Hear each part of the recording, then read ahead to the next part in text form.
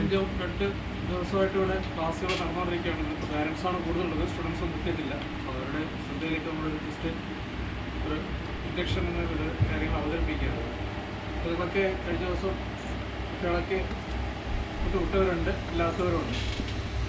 4 ദിവസം മുമ്പ് തന്നെ നമ്മളിതിൻ്റെ നോട്ടീസും കാര്യങ്ങളൊക്കെ വളരെ വിപുലമായിട്ട് നടത്തിയിരുന്നു. സോഷ്യൽ മീഡിയ വഴി ഒക്കെ ഇതിൻ്റെ അഡ്വർടൈസ്മെൻറ്റ് കൊടുത്തിരുന്നു ക്ലാസ് നടന്നത്. അപ്പോൾ അഡ്വർടൈസ്മെൻറ്റ് കാര്യങ്ങളെന്തോ ആവട്ടെ, പക്ഷെ നമ്മുടെ BTM സ്കൂളിൻ്റെ കുട്ടികളെ ഒരു 4 ദിവസത്തെ ക്യാമ്പിലേക്ക് സംഘടിപ്പിക്കുക എന്നുള്ളതായിരുന്നു അതിൻ്റെ ലക്ഷ്യം. പിന്നെ അതിൽ ഒരു ദിവസമാണ് പാരൻസിന് വേണ്ടി ഒരു പ്രത്യേക ക്ലാസ്. കാരണം ഈ ക്ലാസ് കോർഡിനേറ്റ് ചെയ്ത് വരുമ്പോഴത്തേനും ക്ലാസ്സുകൾ നടന്നിരിക്കുമ്പോഴാണ് കുറേ കാര്യങ്ങൾ പാരൻസ് അറിയേണ്ടതാണെന്നുള്ളത് നിർബന്ധമുണ്ടായിരുന്നു. കാരണം പാരൻസ് കുട്ടികളുടെ അടുത്തും ടീച്ചേഴ്സിൻ്റെ അടുത്തും അവർക്ക് ഇതൊക്കെ 2 ദിവസത്തെ എക്സ്പീരിയൻസ് വെച്ച് അത് കൃത്യമായിട്ട് പറയാൻ പറ്റും. പാരൻസും കൂടി ഇതിൽ ഒരു വിദ്യാഭ്യാസ സ്ഥാപനത്തിൽ ഇൻവോൾവായ മാത്രമേ ഇതിൻ്റെ ഒരു 100% റിസൾട്ട് നമുക്ക് കിട്ടും. കുറേ ടീച്ചേഴ്സ് അറിയുന്നു, കുറേ കുട്ടികൾ അറിയുന്നത് കൊണ്ട് മാത്രം കാര്യമില്ല. പാരൻസിൻ്റെ ഭാഗത്ത് നിന്ന് ഏത് തരത്തിലേക്ക് കൈകാര്യം ചെയ്യേണ്ടതുണ്ട് എന്നുള്ള കുറേ കാര്യങ്ങൾ പഠിക്കാൻ വേണ്ടിയാണ്, മനസ്സിലാക്കാൻ വേണ്ടിയാണ് ഇന്ന് ഇതിലേക്ക് വിളിച്ച് ചേർത്തിട്ടുള്ളത്. ഇനിയും കുറച്ച് പേര് വരുമെന്നാണ് പ്രതീക്ഷിക്കുന്നത്. കഴിഞ്ഞ ദിവസങ്ങളിലൊക്കെ വന്ന കുട്ടികളുടെ അടുത്തൊക്കെ അന്വേഷിച്ചിട്ടുണ്ടാവും. അവരുടെ കുട്ടികളെ അയച്ചവരൊക്കെ ചോദിക്കുക എങ്ങനെ ഉണ്ടായിരുന്നു ക്ലാസ്സുകളാണ്. ഒറ്റയടിക്കുന്നു. ഇപ്പം TPSൻ്റെ ക്ലാസ്സിൻ്റെ ഒരു ശൈലി കൃത്യമായിട്ട് അറിയാം. ഒരു എന്താ പറഞ്ഞെന്നാൽ അവരോട് തന്നെ ചോദിക്കുക എങ്ങനെ ഉണ്ടായിരുന്നു ക്ലാസ്. പക്ഷേ ഒരു ഭയപ്പാടുണ്ടെങ്കിലും അതിൻ്റെ ഒരു വലിയ റിസൾട്ട് അവർ പറഞ്ഞു തരുന്നത്. അതാണ് യഥാർത്ഥത്തിൽ ഒരു ക്ലാസ്സുകൾ നമ്മളൊക്കെ പഠിച്ചിരുന്ന രീതിയാണ്. പക്ഷെ എന്തുകൊണ്ട് നമ്മുടെ അടുത്ത കാലത്തൊക്കെ ക്ലാസ്സുകൾ എന്ന് പറയുന്നത് കേവലം ഒരു സുഖിപ്പിക്കുന്ന ഒരു ഏർപ്പാടായി മാത്രം മാറിയിട്ടുണ്ട്. അതുകൊണ്ടാണ് എല്ലാ ക്ലാസ്സുകളും നമ്മൾ എൻജോയ് ചെയ്യുക, ആസ്വദിക്കുന്ന ഒരു തലത്തിലേക്ക് മാത്രമാണ് ഇത്തരത്തിലുള്ള ക്ലാസ്സുകൾ പോകുന്നത്. ഡോക്ടർ TPSൻ്റെ എല്ലാ ക്ലാസ്സുകളും ഞാൻ പലപ്പോഴും അറ്റൻഡ് ചെയ്തിട്ടുണ്ട്. ഒരിക്കലും ആ തരത്തിലല്ല, സത്യം കൃത്യമായി പറഞ്ഞാൽ മാത്രമേ മാറ്റങ്ങൾ വരുത്തുള്ളൂ എന്നുള്ളതാണ് അതിൻ്റെ സ്റ്റേറ്റ്മെൻറ്റ്. അതല്ലാതെ ഞങ്ങളിങ്ങനെയൊക്കെയായിരുന്നു, ഷർഫ് പെർഫെക്റ്റ് ആണ് എന്ന് 100% പറഞ്ഞാൽ എൻ്റെ പ്രശ്നങ്ങളെ അടിസ്ഥാനപരമായിട്ട് അവിടെ തന്നെ കിടക്കുകയാണ്. ഞാൻ ഒരിക്കലും തിരുത്താൻ തയ്യാറാവില്ല. മറിച്ച് നീ ഇന്നതാണ് എന്ന് പറഞ്ഞാൽ മാത്രം ചൂണ്ടിക്കാണിക്കാൻ, ഈ ചൂണ്ടിക്കാണിക്കുന്ന ഒരാളാണ് നമുക്ക് ഇന്ന് സമൂഹത്തിൽ ഇല്ലാതെ പോകുന്നത്. മുമ്പ് കാലത്ത് ഒരുപാടുണ്ടായിരുന്നു. അതിൽ നമുക്കൊക്കെ അഭിമാനിക്കുക. ഇപ്പം ഒരാൾ നമുക്കിവിടെ ഉണ്ട്, നിങ്ങളുടെ പ്രശ്നം ഇന്നതാണ്, നിങ്ങൾ ഇവിടെയാണ് മാറ്റങ്ങൾ ആവശ്യമെന്ന് പറയുന്ന ചൂണ്ടിക്കാൻ ചിലപ്പോൾ അത് നമുക്ക് ശ്രമിച്ചെന്ന് വരില്ല. ഇക്കാലഘട്ടത്തിൽ ഒരു കാലത്ത് നമുക്കത് പ്രശ്നമല്ലായിരുന്നു അല്ലേ, ചൂണ്ടിക്കാണിക്കാൻ നമുക്ക് ഒരുപാട് ആൾക്കാരുണ്ട്. ഇന്നത് പറയുന്നതും നമുക്ക് ഇഷ്ടമല്ല. പക്ഷെ മാറണമെങ്കിൽ അവിടെ തുടങ്ങണം. അതല്ലാതെ നമ്മൾ ഇത്രയും ഈ ചൂട് സമയത്ത് പോലും ഇവിടെ ഇങ്ങനെ വിളിച്ചു വരുത്തി പാരൻസിനെ വിളിച്ചു വരുത്തിയിട്ട് നിങ്ങൾ വളരെ നല്ലവരാണ് എന്ന് മാത്രം പറയാനാണെങ്കിൽ അതുകൊണ്ട് കാര്യം അവിടെ മാറ്റങ്ങൾ സംഭവിക്കുന്നില്ല. ഇതൊക്കെ മാറേണ്ടത് നമ്മുടെ വിദ്യാഭ്യാസ രീതി, സ്കൂള്, കുട്ടികൾ, ഇവരൊക്കെയാണ്. നമ്മൾക്കൊന്നും ഒരുപാട് മുന്നോട്ട് പോകാനൊന്നും കഴിഞ്ഞിട്ടില്ല. അപ്പോൾ എവിടെയായിരുന്നു പ്രശ്നം എന്നുള്ളത് അടുത്ത കുട്ടികളിൽ നിന്നും അത് മാറാൻ വേണ്ടിയാണ് ഈ തരത്തിലേക്ക് ഇന്ന് ഇവിടെ മീറ്റിംഗ് വിളിച്ച് ചേർത്തിട്ടുള്ളത്. അതുമായി ബന്ധപ്പെട്ടുകൊണ്ടുള്ള കുറച്ച് ക്ലാസ്സുകളും ഉപദേശങ്ങളും ഉണ്ടാകും. തീർച്ചയായും ചോദ്യങ്ങൾ ചോദിക്കുക എന്നുള്ളതാണ് ഇതിൽ ഏറ്റവും പ്രധാനമായിട്ടുള്ള. പറയുന്നത് കേൾക്കുക എന്നുള്ളതല്ല, നമുക്ക് ചോദിക്കാനുള്ള എന്തും ചോദിക്കുക. ഇപ്പം കണ്ടല്ലോ, ഇപ്പം 2 കോളുകൾ വന്നത്. അപ്പം സംശയങ്ങൾ എന്തും ചോദിക്കുക. എങ്ങനെയാണ് കുട്ടികളെ പഠിപ്പിക്കേണ്ടത്, ഏത് രീതിയിലാണ് നമ്മൾ ഈ പരമ്പരാഗതമായിട്ടാണ് ഇപ്പോഴും ചിന്തിച്ചുകൊണ്ടിരിക്കുന്നത്. നമ്മളിപ്പോഴും ഞാനും ഇതിലൊക്കെ സംസാരിച്ചിട്ടുണ്ടായിരുന്നു. കുട്ടികളെ പാരൻസ് ഇപ്പോഴും മാർക്ക് അതല്ലെങ്കിൽ ഏത് രീതിയിൽ പഠിപ്പിക്കണം, എങ്ങനെയാണോ നമ്മൾ പഠിച്ചു വന്നത് അത് തന്നെയാണ് അടുത്ത ജനറേഷനിലേക്ക് പോകുന്നത്. അവർ തന്നെയാണ് അടുത്തതിലേക്ക് പോകുന്നത്. ഈ മാറ്റങ്ങൾ സംഭവിക്കേണ്ടതുണ്ട്. ഒരുപക്ഷെ ഒരുപാട് സ്ഥലത്ത് മാറിയിട്ടുണ്ട്. TPSൻ്റെ ഇടപെടലിലുള്ള പല സ്കൂളുകളിലും അത് മാറിയിട്ടുണ്ട്. 100% അതിൻ്റെ റിസൾട്ടും അതിൻ്റെ പ്രൊഡക്ട്സും പുറത്തു വന്നിട്ടുണ്ട്. പക്ഷേ നമ്മളൊക്കെ അത് വേണ്ട രീതിയിൽ ഉപയോഗപ്പെടുത്തിയിട്ടില്ല എന്നുള്ളത്. നമ്മൾ ഇത്തരം സൗകര്യങ്ങളുടെ കയ്യെത്തും ദൂരത്തുണ്ടായിട്ടും നമ്മളിത് ഉപയോഗപ്പെടുത്തുന്നില്ല. മറ്റൊരു ഭൂഖണ്ഡത്തിലുള്ളവർ പോലും ഈ സൗകര്യങ്ങളും ഈ ആനുകൂല്യം ഉപയോഗപ്പെടുത്തുന്നുള്ളത് വളരെ സത്യമുള്ളൊരു കാര്യമാണ്. അപ്പോൾ നമ്മൾ ഈ ഒരു സൗകര്യത്തെ പരമാവധി ഉപയോഗപ്പെടുത്തിക്കൊണ്ട് ഈ ക്ലാസ്സിനെ ക്ലാസ്സായിട്ട് കാണുക, അതല്ലാതെ ഒരു മോട്ടിവേഷൻ ക്ലാസ്സായിട്ടല്ല, ഇത് തുറന്നു പറയാനുള്ള ഒരു ക്ലാസ്സായിട്ടും പഠിക്കാനുള്ള ഒരു അവസരമായിട്ടും ഇത് കാണണം എന്ന് ഞാൻ ഓർപ്പിച്ചുകൊണ്ട് ഒരു ക്ലാസ് ആണ്.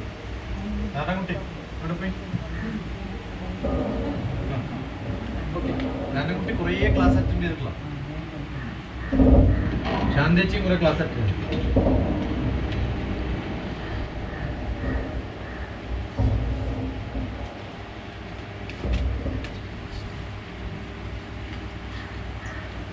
എല്ലാവർക്കും നമസ്കാരം. ഞാൻ നാരായണൻകുട്ടി. മാവിശ്ശേരി കളിപ്പറമ്പിനടുത്താണ് മാവിശ്ശേരി. ഞാൻ ഓരോരോ മനുഷ്യർക്കും നമ്മളുടെ വഴിയിൽ ആരെങ്കിലും ഒരു വഴി കാണിച്ചു തരാൻ ഒരാൾ വേണം അല്ലേ. ജനിച്ചത് മുതലേ അമ്മയായിരുന്നു, പിന്നെ അച്ഛനും അമ്മയും സഹോദരന്മാരും സുഹൃത്തുക്കളും അധ്യാപകരും, പിന്നെ നമ്മളെ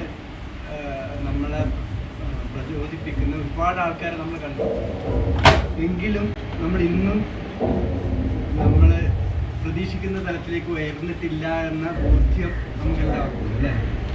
അതെന്തുകൊണ്ട് എന്ന് നമ്മൾ സ്വയം ചോദിക്കേണ്ട സമയം അതിക്രമിച്ചു എന്നാണ് പറയുന്നത്. നമ്മൾ ചോദിച്ചിട്ടില്ലെങ്കിൽ കുട്ടികളിൽ നിന്ന് നമുക്കൊന്നും പ്രതീക്ഷിക്കാൻ പറ്റില്ല. നമ്മൾ സ്വയം സെൽഫായിട്ട് നമുക്കൊരു മാറ്റം വരുന്നില്ലെങ്കിൽ നമ്മൾ മറ്റുള്ളവരെ എങ്ങനെയാണ് മാറ്റാൻ പറ്റും?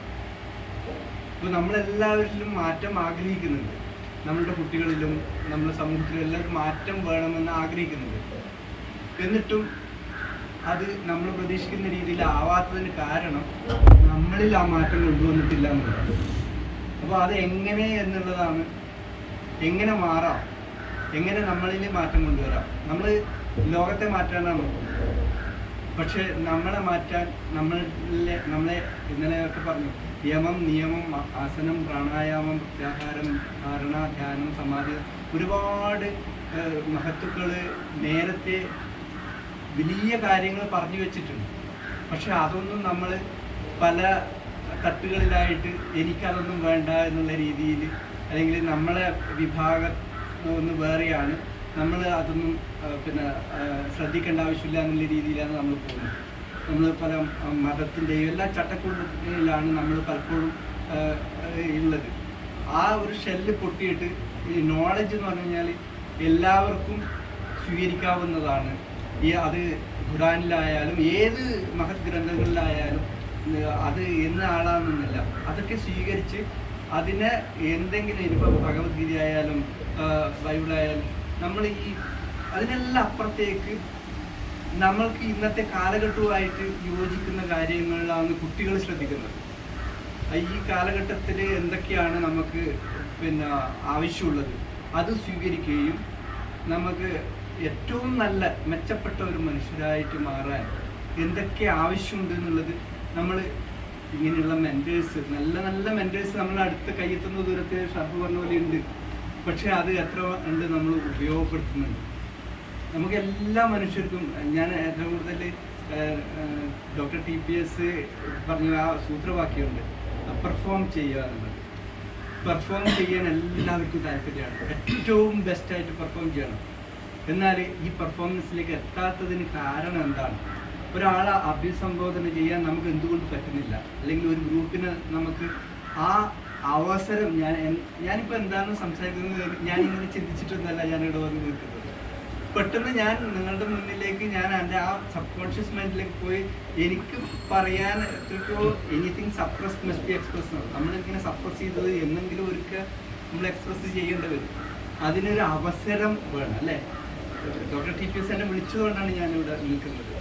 ആ വിളിക്കാൻ ഒരാളുണ്ടായിട്ടും നമ്മൾ വിളി കേൾക്കുന്നില്ല എന്നുള്ളതാണ്. അവസരം ഉണ്ടായിട്ടും നമ്മൾ ഉപയോഗപ്പെടുത്തുന്നില്ല എന്നുള്ളതാണ്. ഈ നമ്മൾ ഉപയോഗപ്പെടുത്താത്ത അവസരങ്ങൾ കുട്ടികൾ ഉപയോഗപ്പെടുത്തും. കുട്ടികൾ ഇന്ന് എത്ര BTMൽ എത്ര പാരൻസ് ഉണ്ടായിട്ടുണ്ടാവും? എത്ര കുട്ടികൾ, 250 കുട്ടികളോ മറ്റോ ഉണ്ട്. ഇന്ന് എത്ര പേര് വന്നു ഈ അവസരം ഉപയോഗപ്പെടുത്തി?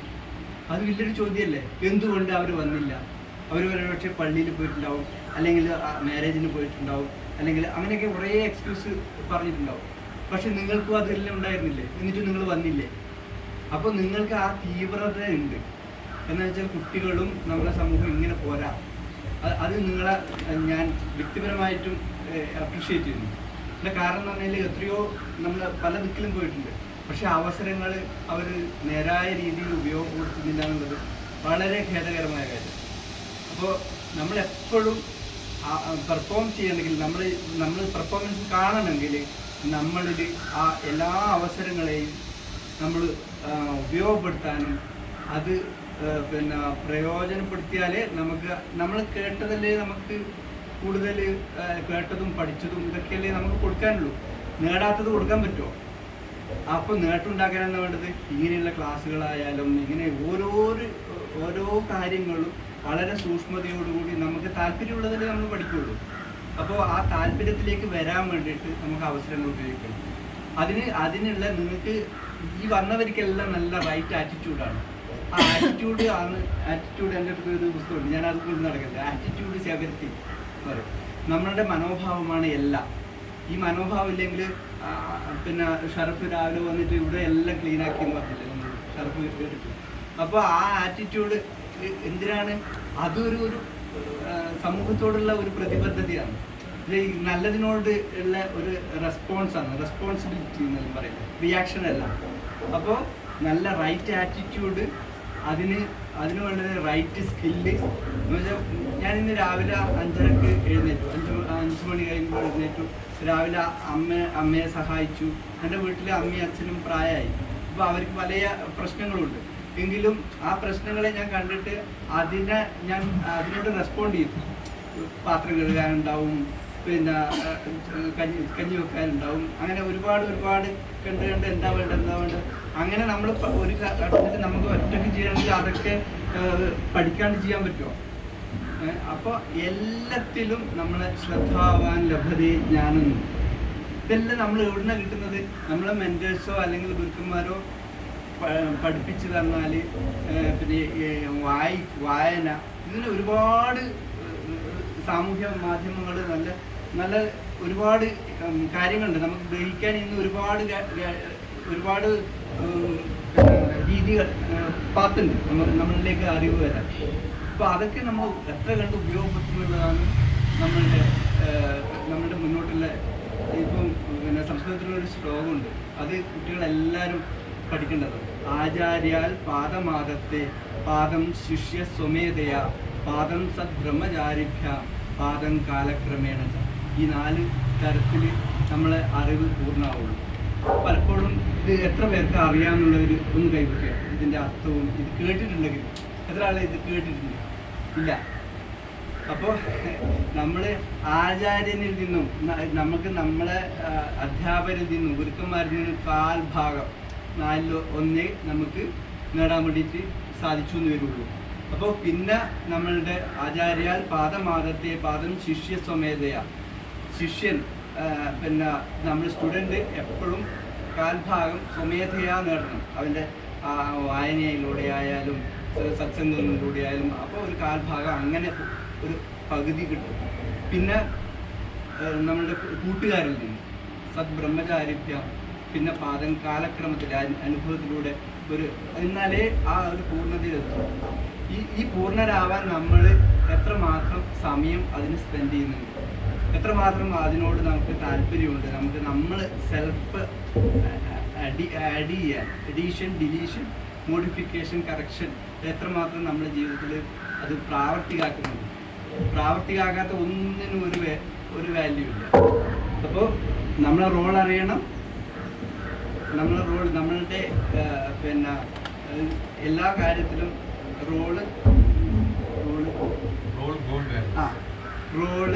ഗോള്, വാല്യൂ, ഈ 3 കാര്യങ്ങളും അറിഞ്ഞിട്ട് വേണം. നമുക്ക് പെട്ടെന്ന് എല്ലാം കിട്ടണമെന്നില്ല. പക്ഷെ നമ്മൾ അന്നേരം ചോദിക്കാൻ അറിയണം. ചോദിക്കാൻ മടിച്ചു കഴിഞ്ഞാൽ നമ്മൾ എങ്ങനെയാ ചോദിക്കുക? ചോദ്യങ്ങളാണ് ഉത്തരത്തേക്കാൾ കൂടുതൽ വാല്യൂ ഉള്ളത്, അല്ലേ? നല്ല ചോദ്യങ്ങൾ ചോദിക്കുന്നവരായിട്ട് നല്ല കാര്യങ്ങളെ ആര് പറഞ്ഞു എന്നൊന്നും. ഇപ്പോൾ 2 കുട്ടികളുണ്ടിരിക്കുന്നത്, ആ കുട്ടികൾ എത്രമാത്രം ഇത് നിങ്ങൾ കേൾക്കുന്നത് അവരും കേൾക്കുന്നുണ്ട്. അപ്പോൾ നിങ്ങളോടൊപ്പം തന്നെ അവർ വളരണമെങ്കിൽ നിങ്ങൾ അവരെ പ്രചോദിപ്പിക്കണം, പ്രോത്സാഹിപ്പിക്കണം, അപ്രിഷ്യേറ്റ് ചെയ്യണം. ഓരോ ചെറിയ കാര്യവും അവരുടെ ജീവിതത്തിൽ വലിയ മാറ്റങ്ങളുണ്ടാകും. അപ്പോൾ ഈ മാറ്റത്തിന് ഇപ്പം വൈകുന്നേരം വരെ പറഞ്ഞിങ്ങനെ പോകാം. എന്നാൽ പോലും സമയത്തിനെല്ലാം നമ്മളെ ഇത്ര സമയം നമുക്ക് സംസാരിക്കാമെന്നോ അല്ലെങ്കിൽ ഇത്ര സമയത്തിനുള്ളിൽ തീർക്കണോ, ആ സമയം കൊണ്ട് നമ്മൾ എന്താ പറയുക, നമ്മൾ ടൈം എപ്പോഴും വളരെ ശ്രദ്ധയോടുകൂടി ഉപയോഗപ്പെടുത്തുക. എല്ലാവർക്കും 24 മണിക്കൂർ തന്നെയാണ് ഈ ലീഡേഴ്സും. പക്ഷെ ആ ലീഡ് ചെയ്യാൻ നമുക്ക് ഓരോരുത്തർക്കും പറ്റണം. നമ്മളെ ലീഡ് ചെയ്യണം. അതോടൊപ്പം നമ്മളോടൊപ്പം സഞ്ചരിക്കുന്നവരെയൊക്കെ ലീഡ് ചെയ്യാനുള്ള പവർ നമുക്ക് ഉണ്ടാകണമെങ്കിൽ ശ്രദ്ധയോടുകൂടി ഓരോ കാര്യത്തെയും നമ്മൾ കാണണം. അപ്പോൾ അതിനുവേണ്ടി നിങ്ങൾക്ക് എല്ലാവർക്കും നല്ല രീതിയിൽ നല്ല ശ്രദ്ധയോടുകൂടി പിന്നെ നിങ്ങളുടെ എന്താണോ നിങ്ങൾ ചെയ്യുന്നത് അതിൽ 100% ശ്രദ്ധയോടുകൂടി നിങ്ങൾക്ക് ചെയ്യാൻ സാധിക്കട്ടെ എന്ന് പറഞ്ഞുകൊണ്ട് ഞാൻ നിർത്തുന്നു. Thank you. ഈ അവസരം കിട്ടിയതിന്, ഈ അവസരം ഞാൻ പറയില്ല, അവസരമാണ് നമ്മളെ ഓരോ തരത്തിലും നമ്മൾ ഉയർത്തുന്നത്.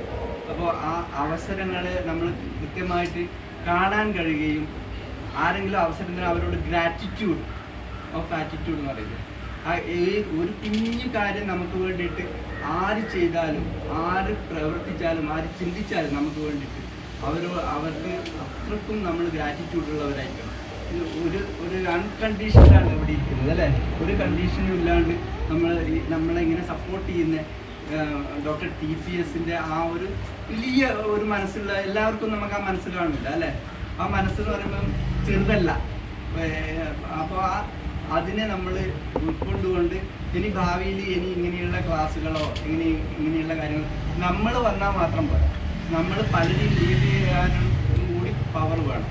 അപ്പോൾ ഒരുപാട് ആളുകളിലേക്ക് ഈ വിസ്റ്റം എത്തിക്കാനുള്ള ഒരു റെസ്പോൺസിബിലിറ്റി കൂടി നമ്മൾ എടുത്താൽ മാത്രമേ നമ്മുടെ സമൂഹത്തിൽ വലിയ മാറ്റം ഉണ്ടാവും. അല്ലെങ്കിൽ എന്ത് സംഭവിക്കും, പല രാഷ്ട്രീയ ഒരു നെഗറ്റീവായിട്ടുള്ള ഒരുപാട് പിന്നെ ഇതിലേക്ക് നമ്മൾ പെട്ടുപോകും.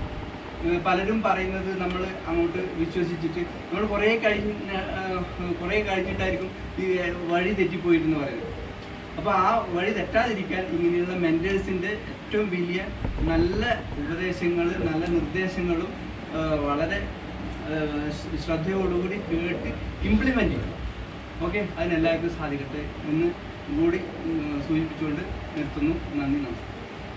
Thank you. ഇപ്പോൾ ശരത് പറഞ്ഞല്ലോ കോള് വന്നു. ഇന്നിപ്പോൾ രാവിലെ ഈ ഒരു മെസ്സേജ് 2:10:32 ഈ സംസാരിച്ചുകൊണ്ട് ഞാൻ മറുപടി ആയിട്ട് അതിനു മുമ്പ് ഞാൻ ആ മെസ്സേജ് കണ്ടിട്ടില്ല. ആ message read.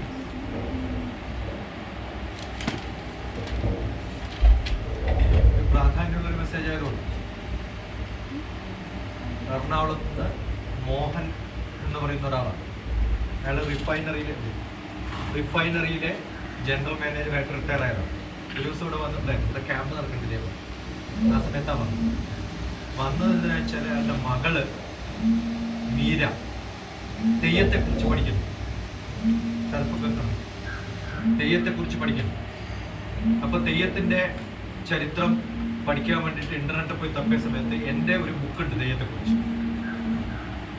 Kerala art forms എന്ന് പറഞ്ഞൊരു, എല്ലാ ആർട്ട് ഫോംസും ഉണ്ട്. കാവാലത്തിന്റെ മലയാളം ബുക്കിന് സമാനമായിട്ട് തുടങ്ങിയതാണ്, പക്ഷെ അത് എക്സ്പാൻഡ് ചെയ്തിട്ട് കുറേ തെയ്യം ആഡ് ചെയ്തിട്ടുണ്ട്.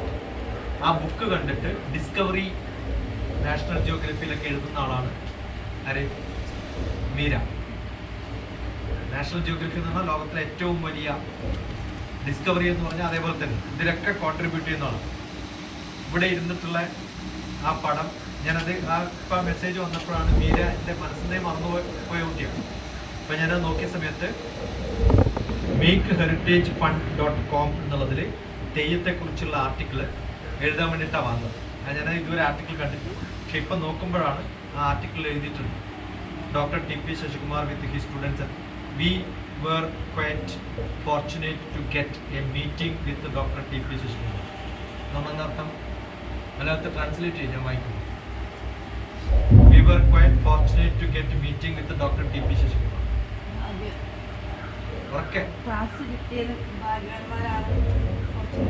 At Gnanam Naduvil, Kannur, who shared with us a lot of cultures.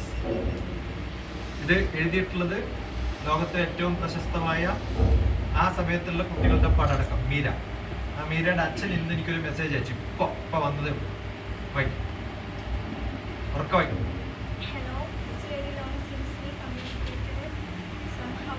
Louder, ഉറക്കെ. ക്ലാസ്സിൽ ഇത്രയും ഉറക്കെ സംസാരിക്കാൻ നല്ല ടീച്ചറുള്ളതാണ്.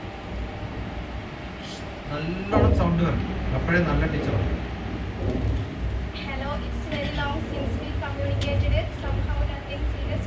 അതിനർത്ഥം മനസ്സിലാവണ്ട? മനസ്സിലാവണില്ലെങ്കിൽ ചോദിക്കണം, എനിക്ക് മനസ്സിലാവണില്ല. മനസ്സിലാവണ്ട? നിങ്ങൾക്ക് മനസ്സിലാവണ്ടെന്ന് അല്ലെങ്കിൽ ചോദിക്കണം, അല്ലെങ്കിൽ പിന്നെ എന്തിനാണ് വായിക്കുന്നത്? അല്ലെങ്കിൽ ടീച്ചർമാര് ക്ലാസ് എടുക്കും, കുട്ടികൾ ഇങ്ങനെ കേട്ടോണ്ടിരിക്കും, കാര്യമില്ല. ഉറക്കെ ചോദിക്കണം, അത് ചോദിക്കാനുള്ള കഴിവ് നിങ്ങൾക്ക് ഉണ്ടാവണം. പറയും, ഞാൻ ഇപ്പൊ മലയാളത്തിൽ പറയാൻ പറയാം, അപ്പൊ പറയേണ്ടി വരും നിങ്ങൾ. ഒരു സെന്റൻസ് വായിച്ചാൽ ഉടനെ മലയാളത്തിൽ പറയാം. പിന്നെ ഇത് കേട്ടിട്ടുന്ന കാര്യം എനിക്ക് മനസ്സിലാവുന്നില്ല എന്ന് ഉറക്കെ പറയണം. ഇപ്പൊ നാരായണൻകുട്ടി പറഞ്ഞാല് എനിക്ക് ഉറപ്പാണ് ഒരു 60% നിങ്ങൾക്ക് പലർക്കും മനസ്സിലായി അല്ലേ? പിന്നെന്തിനാ വെറുതെ ബ്ലാബ്ല പറയാൻ പറയുന്നത്? പലർക്കും പറ്റുന്നതാ. ഞാൻ പല പ്രോഗ്രാമിനും പോകുമ്പോൾ എന്ത് ചെയ്യുന്ന വെച്ചാൽ അതിന് മുമ്പ് പ്രിൻസിപ്പൾ സംസാരിച്ചിട്ടുണ്ടാവും. ഉടനെ ഞാൻ ആ മുമ്പിലിരിക്കുന്ന കുഞ്ഞോട് പറയും, ഈ പ്രിൻസിപ്പൾ പറഞ്ഞാൽ 4 പോയിന്റ് പറയാൻ ഒന്നും അറിയില്ല. അങ്ങനെ പാടില്ല. അത് ചോദിക്കണം, അറിയാത്തത് അപ്പം ചോദിക്കണം. അതുകൊണ്ട് വായിക്കുന്ന ആളും ആർക്ക് വേണ്ടിയിട്ടാണ് വായിക്കണേ? ഇവിടെ ഇരിക്കുന്ന എല്ലാവർക്കും വേണ്ടിയിട്ടാണ്. അപ്പൊ നോക്കണം മനസ്സിലാവണ്ടോ. മനസ്സിലാവുന്നില്ല എന്ന് എനിക്ക് ഉറപ്പാന്ന് അറിയാം. എന്നിട്ട് അത് ട്രാൻസ്ലേറ്റ് ചെയ്ത് പറയണം. ഓരോ സെന്റൻസ് ആയിട്ട് വേണം. പിന്നെ അല്ലാണ്ട് ലാസ്റ്റ് മുതൽ വായിക്കാൻ പറ്റും. ഹലോ എന്നുള്ളത് തെറ്റാണ്. പോട്ടെ, സാരി. നമ്മളൊക്കെ ഉപയോഗിക്കുന്ന വാക്കാണ് ഹലോ അല്ലേ? എന്താ ഹലോ എന്ന് പറഞ്ഞാൽ അറിയാം. ആദ്യമായിട്ട് ടെലിഫോൺ കണ്ടുപിടിച്ച ശാസ്ത്രജ്ഞൻ അയാളുടെ ഗേൾ ഫ്രണ്ടിനെ വിളിക്കുന്ന പേരാണ് ഹലോ. അയാളുടെ ഗേൾ ഫ്രണ്ടിന്റെ പേരാണ് ഹലോ. നിങ്ങളിപ്പോ എല്ലാരും വിളിക്കും. എന്ത് നാണക്കേടാ ആലോചിച്ച് നോക്ക്. അപ്പൊ ഒരിക്കലും എന്ത് പറയരുത് ഇനി ഹലോ എന്ന് പറയും.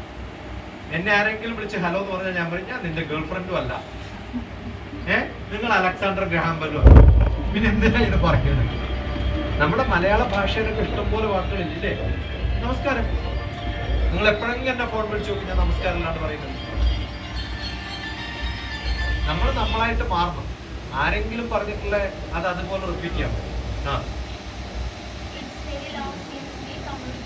കുറേ കാലമായി നമ്മൾ അന്യോന്യം കമ്മ്യൂണിക്കേറ്റ് ചെയ്തു. മനസ്സിലായില്ലേ? It's too long, it's very long, it's quite some time. ഇങ്ങനെ കുറേ വാക്കുകൾ പറയും.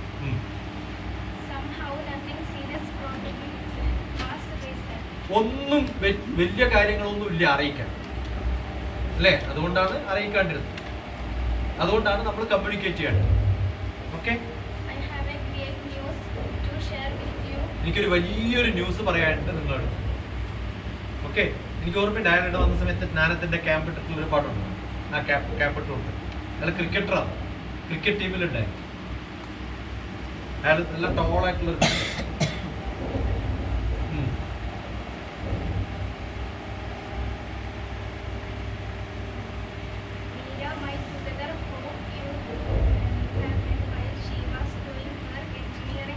അവൾ എഞ്ചിനീയറിംഗ് പഠിക്കുന്ന സമയത്താണ് മീരയെ നിങ്ങൾ കണ്ടത്.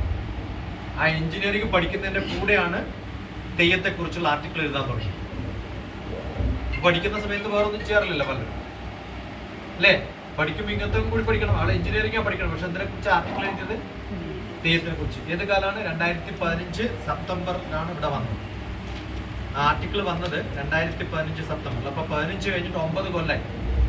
ഇപ്പോഴാണ്, അതെ, 2015 സെപ്റ്റംബർ 7-ാം തീയതിയാണ് തെയ്യത്തെ കുറിച്ച്. Make heritage fund. നമ്മുടെ പാരമ്പര്യം തമാശയാക്കിയിട്ട് മാറ്റണം എന്നാണ് എൻ്റെ പേര്. ഓക്കെ, PG എന്ന് പറഞ്ഞാൽ പോസ്റ്റ് ഗ്രാജുവേഷൻ. മാസ്റ്റേഴ്സ് കഴിഞ്ഞു. ഇപ്പോൾ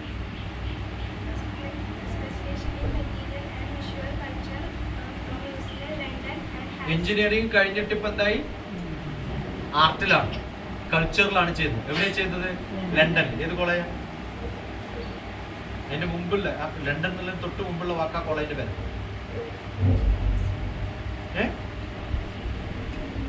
ആർട്സ് ഇൻ UCL എന്ന് പറഞ്ഞാൽ യൂണിവേഴ്സിറ്റി കോളേജ് ഓഫ് ലണ്ടൻ എന്നാണ്.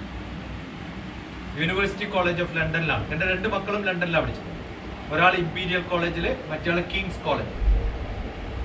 രണ്ടും അവിടുത്തെ രാജ്ഞിമാർ തുടങ്ങിയിട്ടുണ്ട്. പണ്ട് രാജ്ഞിമാരല്ലേ ഭരിച്ചിരുന്നു. ഇമ്പീരിയൽ എന്ന് പറഞ്ഞാൽ രാജ്ഞി തന്നെയാണ്. കിങ്സ് എന്ന് പറഞ്ഞാലോ രാജ്ഞിമാരുടെ. ഒരു ഭാഗം പഠിച്ചത് കിങ്സിലാണ്, മറ്റേ ഭാഗം പഠിച്ചത് ഇമ്പീരിയൽ. ഓക്കെ, ഇവര് പഠിച്ചത് യൂണിവേഴ്സിറ്റി കോളേജ് ഓഫ് ലണ്ടൻ.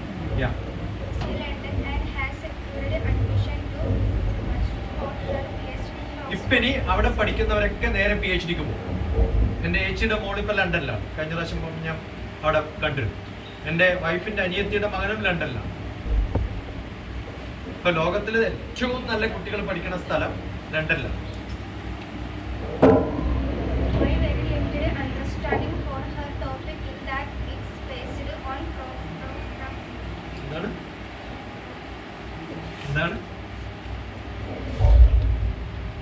എന്താണ് പ്രോംപ്റ്റോഗ്രാഫി. അതിന് വേണ്ടിയിട്ടാണ് ഞാനത് വായിക്കാൻ പറഞ്ഞത്.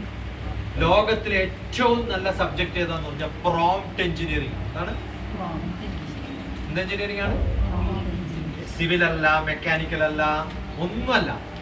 എന്ത് എഞ്ചിനീയറിംഗ് പഠിക്കുന്നവരെ ഏറ്റവും ടോപ്പ് ആവുക പ്രോംപ്റ്റ് എഞ്ചിനീയറിംഗ്. ആ പ്രോംപ്റ്റ് എഞ്ചിനീയറിംഗ് എന്താണെന്ന് അറിയണമെങ്കിൽ പണ്ട് നമ്മൾ നാടകം അഭിനയിക്കുമ്പോൾ ഒരാൾ സൈഡിൽ നിന്നിട്ട് പ്രോംപ്റ്റ് ചെയ്യും.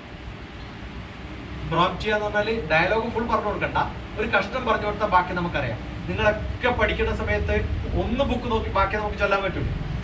ആ ഒന്ന് നോക്കാനുള്ള കഴിവുണ്ടെങ്കിലല്ലേ ബാക്കി പറയാൻ പറ്റുള്ളൂ. ആ ഒന്ന് നോക്കുന്നതിനെയാണ് എന്ത് പറയാ പ്രോംപ്റ്റ് എഞ്ചിനീയറിംഗ്. അപ്പൊ ഇവള് വിഷ്വൽ ആർട്ടില് അവള് ചെയ്യുന്ന PhD-യിൽ എന്തിനു വേണം? പ്രോംപ്റ്റോഗ്രാഫിയിൽ എത്ര പറഞ്ഞു കൊടുക്കണം എന്നുള്ളതിനൊരു കൃത്യതയുണ്ട്. ഇപ്പൊ നിങ്ങൾക്ക് ഏതെങ്കിലും ഒരു കാര്യത്തെ അറിയണമെങ്കിൽ ഗൂഗിളിൽ സെർച്ച് ചെയ്യാം. ഗൂഗിളിൽ സെർച്ച് ചെയ്യണമെങ്കിൽ എന്താ സെർച്ച് ചെയ്യേണ്ടതെന്ന് അറിഞ്ഞാലല്ലേ സെർച്ച് ചെയ്യാൻ പറ്റും അല്ലേ? ഗൂഗിളിൽ നോക്കണം, കുറച്ചറിവ് വേണ്ടേ? നിങ്ങൾ കലണ്ടറില്ലേ വീട്ടില് ഉണ്ടാവില്ലയോ? കലണ്ടറിന്റെ ഗുണം എന്നാ?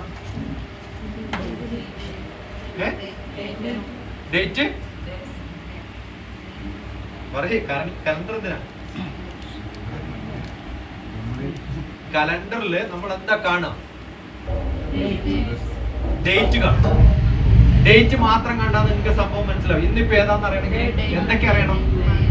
ആദ്യം കൊല്ലം അറിയണം, പിന്നെ ഇത് ഏപ്രിലാന്ന് അറിയണം, പിന്നെ ഇത് 29 അറിഞ്ഞാൽ ഡേ പറഞ്ഞു തരുള്ളൂ. 3 കാര്യങ്ങൾ അറിഞ്ഞാതെ 4ാമത്തെ പറഞ്ഞു തരുള്ളൂ. ഒന്നും അറിയാത്ത ഒരാൾക്ക് ഇതേത് കൊല്ലാന്ന് അറിയാത്ത ഒരാൾക്ക് കലണ്ടറിനെ കൊണ്ട് വല്ല പോകുന്നു. ഇതേത് മാസം അറിയാത്ത ആൾക്ക് കലണ്ടറിനെ കൊണ്ട് കൊണ്ടുണ്ടാവും. അപ്പൊ 3 കാര്യങ്ങൾ അറിഞ്ഞാൽ 4ാമത്തേത് പറഞ്ഞു കൊടുക്കുന്നത് എന്ത്? കലണ്ടർ. അപ്പൊ ഈ 3 പ്രോംപ്റ്റിംഗ് ആണ് 4ാമത്തേൽ എത്തിക്കുക. ലോകത്തിലെ എല്ലാ അറിവും അങ്ങനെ കുറച്ചറിഞ്ഞാലേ ബാക്കി നമുക്ക് പറഞ്ഞു തരുള്ളൂ. ആ വാക്കിന്റെ പേരെന്താണ്? പ്രോംപ്റ്റോഗ്രാഫി. ഗ്രാഫ് എന്ന് പറഞ്ഞാൽ വരക്കുന്നതാണ്.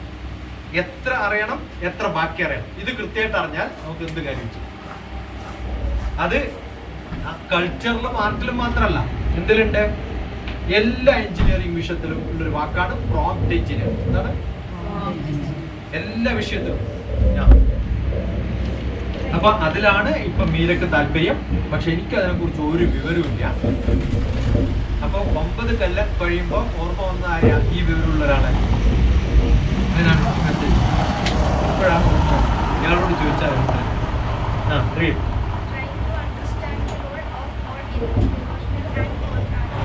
ഫ്ലോക്ക് ആർട്ടിൽ എങ്ങനെ ഉപയോഗിക്കാം, തെയ്യത്തിൽ എങ്ങനെ ഉപയോഗിക്കാം.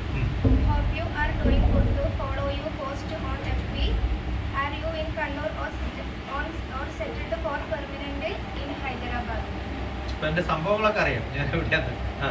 പിന്നെ അതിന് മറുപടി എന്താ? I am in Kannur.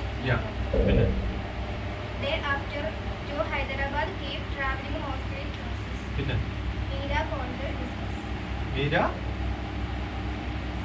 കോൾഡല്ല, ഫുഡാ. Meera could discuss. ഓക്കെ, ഇപ്പൊ എന്താ മറുപടി എഴുതി? Oh sure, she will. I think Teyyam plus good in her study too. Okay, അപ്പൊ ഒരു ദിവസം ഒരു 10-100 വരും. ലോകത്തിന്റെ പല ഭാഗത്തും പലതും പഠിക്കുന്ന ആൾക്കാർക്ക് ഏതോ ഒരു പ്രാവശ്യം ഒരു ബന്ധമില്ലാത്തൊരു സബ്ജക്റ്റാണ് തെയ്യം. പക്ഷെ ഇപ്പൊ PhD ചെയ്യാൻ വരുമ്പോ കണ്ടന്റ് എന്താണെന്ന് അറിയുമ്പോൾ നമ്മളത്തേക്ക്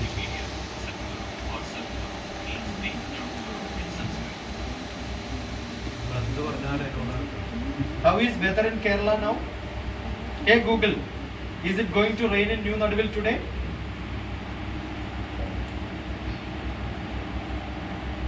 Pio. Google आता बघा. നമുക്ക് എന്ത് വേണമെന്ന് ചോദിക്കാം. ഒരു സംശയം വരുന്നത് എങ്ങനെയാ ചപ്പാത്തി ഉണ്ടാക്കുന്നത് പറഞ്ഞില്ല. പക്ഷെ ചോദിക്കാൻ അറിയണ്ടേ? വേണോ വേണ്ടയോ? അത് എവിടെയാണ് ചോദിക്കുന്നത്? കുറേ വെബ്സൈറ്റ് ആണ്, ഇതിലൊക്കെ നോക്കിയാൽ നിങ്ങൾക്ക് കൃത്യമായിട്ട് അറിയാം. ചെറിയ പണിയല്ല. എന്താ കാരണം? ഇന്ന് മഴ പെയ്യുമെന്നാ ചോദിച്ചത്. അതിന് കൃത്യമായിട്ട് ഉത്തരം പറയാൻ പറ്റില്ല. കാരണം ഓരോ വെബ്സൈറ്റും സെപ്പറേറ്റാ പറയും. ഇതെന്താ ചെയ്യാ? പോയിട്ട് എല്ലായിടത്തും തപ്പി നോക്കും. ഒരിടത്ത് പെയ്യുന്നുണ്ടെന്ന് പറഞ്ഞ് മറ്റൊരിടത്ത് പെയ്യുന്നില്ല. ഇതിന് കൺഫ്യൂഷനായി. അപ്പൊ നിങ്ങൾ തന്നെ നോക്കി കണ്ടുപിടിച്ചോ. റൈറ്റ്? പക്ഷെ അത് ഉത്തരം പറയാൻ പറ്റാത്ത. അപ്പൊ ഞാനിങ്ങനെ മാറ്റി ചോദിക്കണെങ്കിൽ അത് വിടാൻ പാടില്ല. Hey Google, tell me the temperature now in New Nadivel.